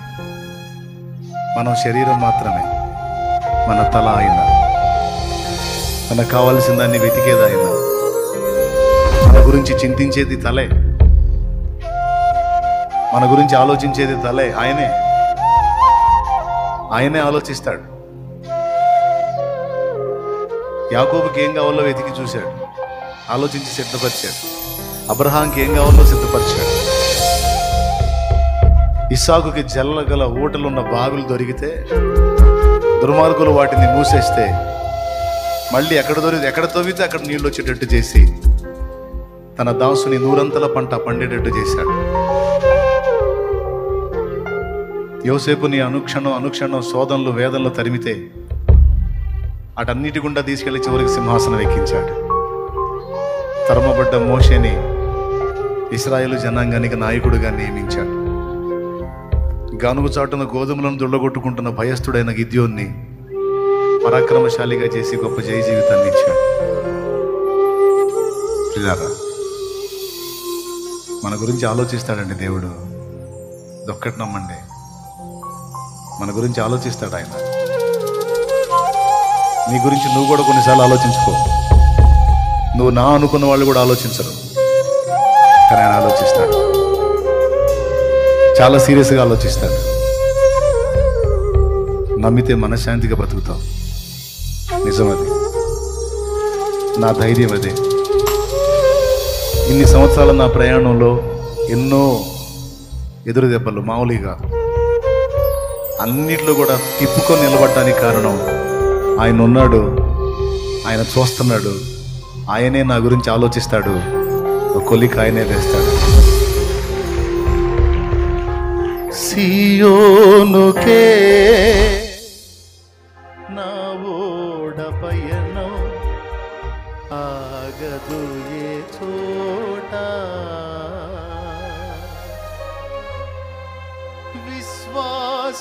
విశ్వాసముతోనే ఆరంభించితిని ఈ యాత్రను, నే కోరినా ఆ దేవుకే నడిపించును నా యేసయ్యా. నడిపిస్తాడా నడిపించడా? ధైర్యంగా ఉండండి, ఇంక భయపడద్దు. ముగింపు ప్రార్థన. రేపు ఆశీర్వాద ప్రార్థన. రేపు పగటి కూటంతో ముగించబడుతుంది. ప్రేమ విందు కూడా ఉంటుంది. కొద్దిగా ఆహారం తీసుకొని సంతోషంగా బయలుదేరుదురు. కానీ పాపం బ్యాగులు తీసుకొని వచ్చేసారు దూరాల నుంచి ఫాస్టింగ్లో గడపాలని. మీ ఆసక్తిని సిగ్గుపరచండి నా దేవుడు, మీ ఆసక్తిని సిగ్గుపరచడం. ఈ దీవెన తప్పకుండా మీరు చూస్తారు. అన్ని పక్కన పెట్టి దీనంగా ఆయన పాదాల దగ్గర కాచుకుని నువ్వు చేసిన మొర్ర, నువ్వు కార్చిన కన్నీళ్లు, నువ్వు చేసిన విజ్ఞాపన నా తండ్రి వినున్నాడు. తప్పకుండా నువ్వు దేవుని కార్యాలు చూడబోతున్నావు, నువ్వు అనుభవించబోతున్నావు గొప్పగా. ప్రార్థన. తలలోంచి కళ్ళు మూసి అందరం ప్రార్థనలో ఏకీభవిద్దాం. రేపు పగటి కూటంతో ముగించబడుద్ది. పెందల కడని సిద్ధపడదాం. కరెక్ట్గా 10 కల్లా ప్రేయర్ స్టార్ట్ అవుతుంది. ఒకవేళ ఎవరైనా బాప్తిస్మానికి సిద్ధపడితే రేపు కూటమైన తర్వాత బాప్తిస్మాలకు కూడా పిలుపుని ఇవ్వబడటం జరుగుద్ది. నాకు యేసు కావాలి, యేసు రక్తంలో నేను కడగబడాలి, నేను బాప్తిజం పొందాలయ్యా అని ఆశపడితే రేపటికి సిద్ధపడండి. తప్పకుండా బాప్తిజం ఇచ్చి పంపిస్తాను. ఓకే, రేపు కూడా చూసుకుందామా? ఇయ్యాలే సర్దుకుందామా? చూసుకుందాం రేపు పగటి కూటం కూడా. Okay, right. ప్రార్థన చేద్దాం. దైవజనులు ప్రార్థన చేస్తారు. స్తోత్రం స్తోత్రం స్తోత్రం స్తోత్రం. అందరం ఏకీభవించుదాం. హల్లెలూయా, మహాపరిశుద్ధుడైన మా తండ్రి, హల్లెలూయా, ప్రేమ హల్లెలూయా. స్వరూపియగు దేవా నీకు స్తోత్రాలు. Lord. నైనా ఈ రెండవ రోజు 4వ కూడికలోనైనా నీ దాసుని మరుగుపరుచుకొని స్తోత్రం, మరొకసారి మా అందరితో సూటిగా తేటగా మాట్లాడినందుకే నీకు స్తోత్రాలు. ఆదరణకర్తగా మీరు దిగి వచ్చినందుకే నీకు స్తోత్రాలు. మా జీవితంలో మా హృదయంలో ఉన్నటువంటి ప్రతి వేదనను ప్రతి సమస్యను మీరు గుర్తించి దేవా, నాతోనే సూటిగా మాట్లాడినందుకే నీకు స్తోత్రాలు అయ్యా. హల్లెలూయా, ఈ దాసులకు మీరు తోడై ఉన్నట్లుగా మా అందరికి మీరు తోడై ఉన్నారు దేవా. అవును దేవా, మా కోసం దాచి ఉంచారని, మా గురించిన సమస్త బాధ్యతలు మీరు వహిస్తున్నారని మీరు కలవరపడొద్దు, విస్మం పొందొద్దు. మీ నిరీక్షణ నా యందు సిగ్గుపరచ నేరదు అని నాతో మాట్లాడినందుకే నీకు స్తోత్రాలు. ఈ మాటలన్నీ మా హృదయాల్లో నీరు కట్టి ఫలింపచేయండి. పరలోక రాజ్యం అని అవును దేవా నీకు స్తోత్రం. పైనున్న వాటి వరకు చూచేటువంటి కనులు మీరు మాకు దయచేయమని ఆయన రాత్రి కాలాన్ని దేవుని చేత నింపి నడిపించు. వాక్యం అందించిన నీ దాసుని ఏడంతనాత్మ చేత నింపి మరి ఎక్కువగా నీ కొరకు వాడుకోమని, ఇక్కడ ఉన్న బిడ్డలందరినీ ప్రభు పేరు పేరున మీరు జ్ఞాపకం చేసుకోమని, మీ సన్నిధి తోడుగా ఉంచమని యేసు క్రీస్తు నామములో అడిగి ప్రార్థించినవన్నీ పొందుకొని ఉన్నాము మా తండ్రి, ఆమేన్. మంచిది, అందరికీ వందనాలు తెలియజేస్తా ఉన్నాం. రేపు జరిగేటువంటి కూడికతో ఈ ఉపవాస ప్రార్థనలు ముగించబడతాయి. ఈ ఉపవాస ప్రార్థన ఇప్పుడు ముగింపు కాదు, కొనసాగింపు గనుక మీరు ఈ రాత్రి అంతా కూడా ప్రార్థనలో ఉండొచ్చు, ప్రార్థన చేయొచ్చు. ఒక శ్రేష్టమైనటువంటి ఒక దేవుని వాక్యాన్ని దేవుడే మనకు అనుగ్రహించారు గనుక ఈ మాటలు హృదయంలో ఉంచుకొని దేవునికి కృతజ్ఞతలు చెల్లిస్తూ ప్రార్థనా పూర్వకంగా మనం ఈ రాత్రి అంతా దేవుని సన్నిధిలో గడుపుదాం. అలాగనే బాప్తిసం పొందాలి అని కొంతమంది అడిగారు. ప్రభు చిత్తమైతే రేపు కూడిక అయిపోయిన తర్వాత బాప్తిస్మాల కార్యక్రమం ఉంటుంది కనుక ఎవరైనా సరే రక్షణ పొందాలి అనుకుంటే ఇక్కడ ఉన్నవారు కావచ్చు, లైవ్లో ఉన్నవారు, జూమ్లో ఉన్నవారు ఎవరైనా సరే దేవుని ఆత్మ మీతో మాట్లాడితే తడవ చేయొద్దు. ఈ శుభ సమయంలో మీ జన్మ కర్మ పాపములన్నీ కడిగి వేసుకొని దేవుని రాజ్యంలో మీరు చేర్చబడతారని, బాప్తిస్మం ద్వారా ప్రభువుకు వారసురాలుగా మారుతారని తెలియజేస్తూ ఉన్నాం. రేపు మధ్యాహ్నం మరి బాప్తిస్మాల కార్యక్రమం ఉంటుంది. ఈ విషయాలు గమనించండి. వెళ్ళేవాళ్ళు జాగ్రత్త, ఇక్కడే ఉండేవాళ్ళు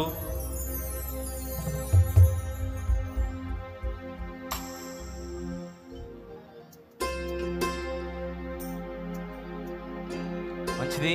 లైవ్లో ఉన్నవారు, జూమ్లో ఉన్నవారికి ప్రత్యేకమైన వందనాలు.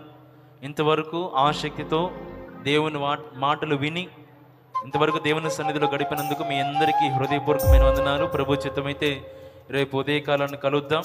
అలాగే గమనించండి, రేపు ప్రేమ విందు ఉంటుంది కనుక సహజంగా ప్రతిసారి మన వాళ్ళు కొంతమంది ఆర్థికంగా తోడ్పాటు అందిస్తే, కొంతమంది ప్రేమ విందుకు కావలసినటువంటి ఆహార పదార్థాలే కావచ్చు, ఆ వస్తువులన్నీ తీసుకొచ్చి ఇస్తూ ఉంటారు. అలాగా ఒకవేళ మీకు ప్రేరణ కలిగితే మీరు రేపు ఉదయం కల్లా తీసుకొని రావచ్చు. ఏదైనా మీరు ప్రభు కొరకు చేయాలి అనుకుంటే చక్కని సమయం. పరిశుద్ధులందరూ 5 కూటాలు రేపు జరిగే కూటంతో కలిపి 5 కూటాలు ఆత్మీయ ఆహారాన్ని తిన్నారు. అలాగే భౌతిక ఆహారం కూడా మీరు తోడ్పాటు అందించవచ్చు. ఉండేవాళ్ళు జాగ్రత్త. మీ వస్తువులు, మీ పిల్లలు, మీ పర్సులు, మీ బైబుల్స్, సమస్త వాటికి మీరే జాగ్రత్తగా ఉండి చూసుకోండి.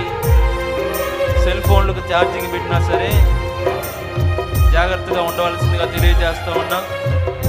మందిర ప్రాంగణాన్ని పరిశుద్ధంగా పరిశుభ్రంగా ఉంచండి.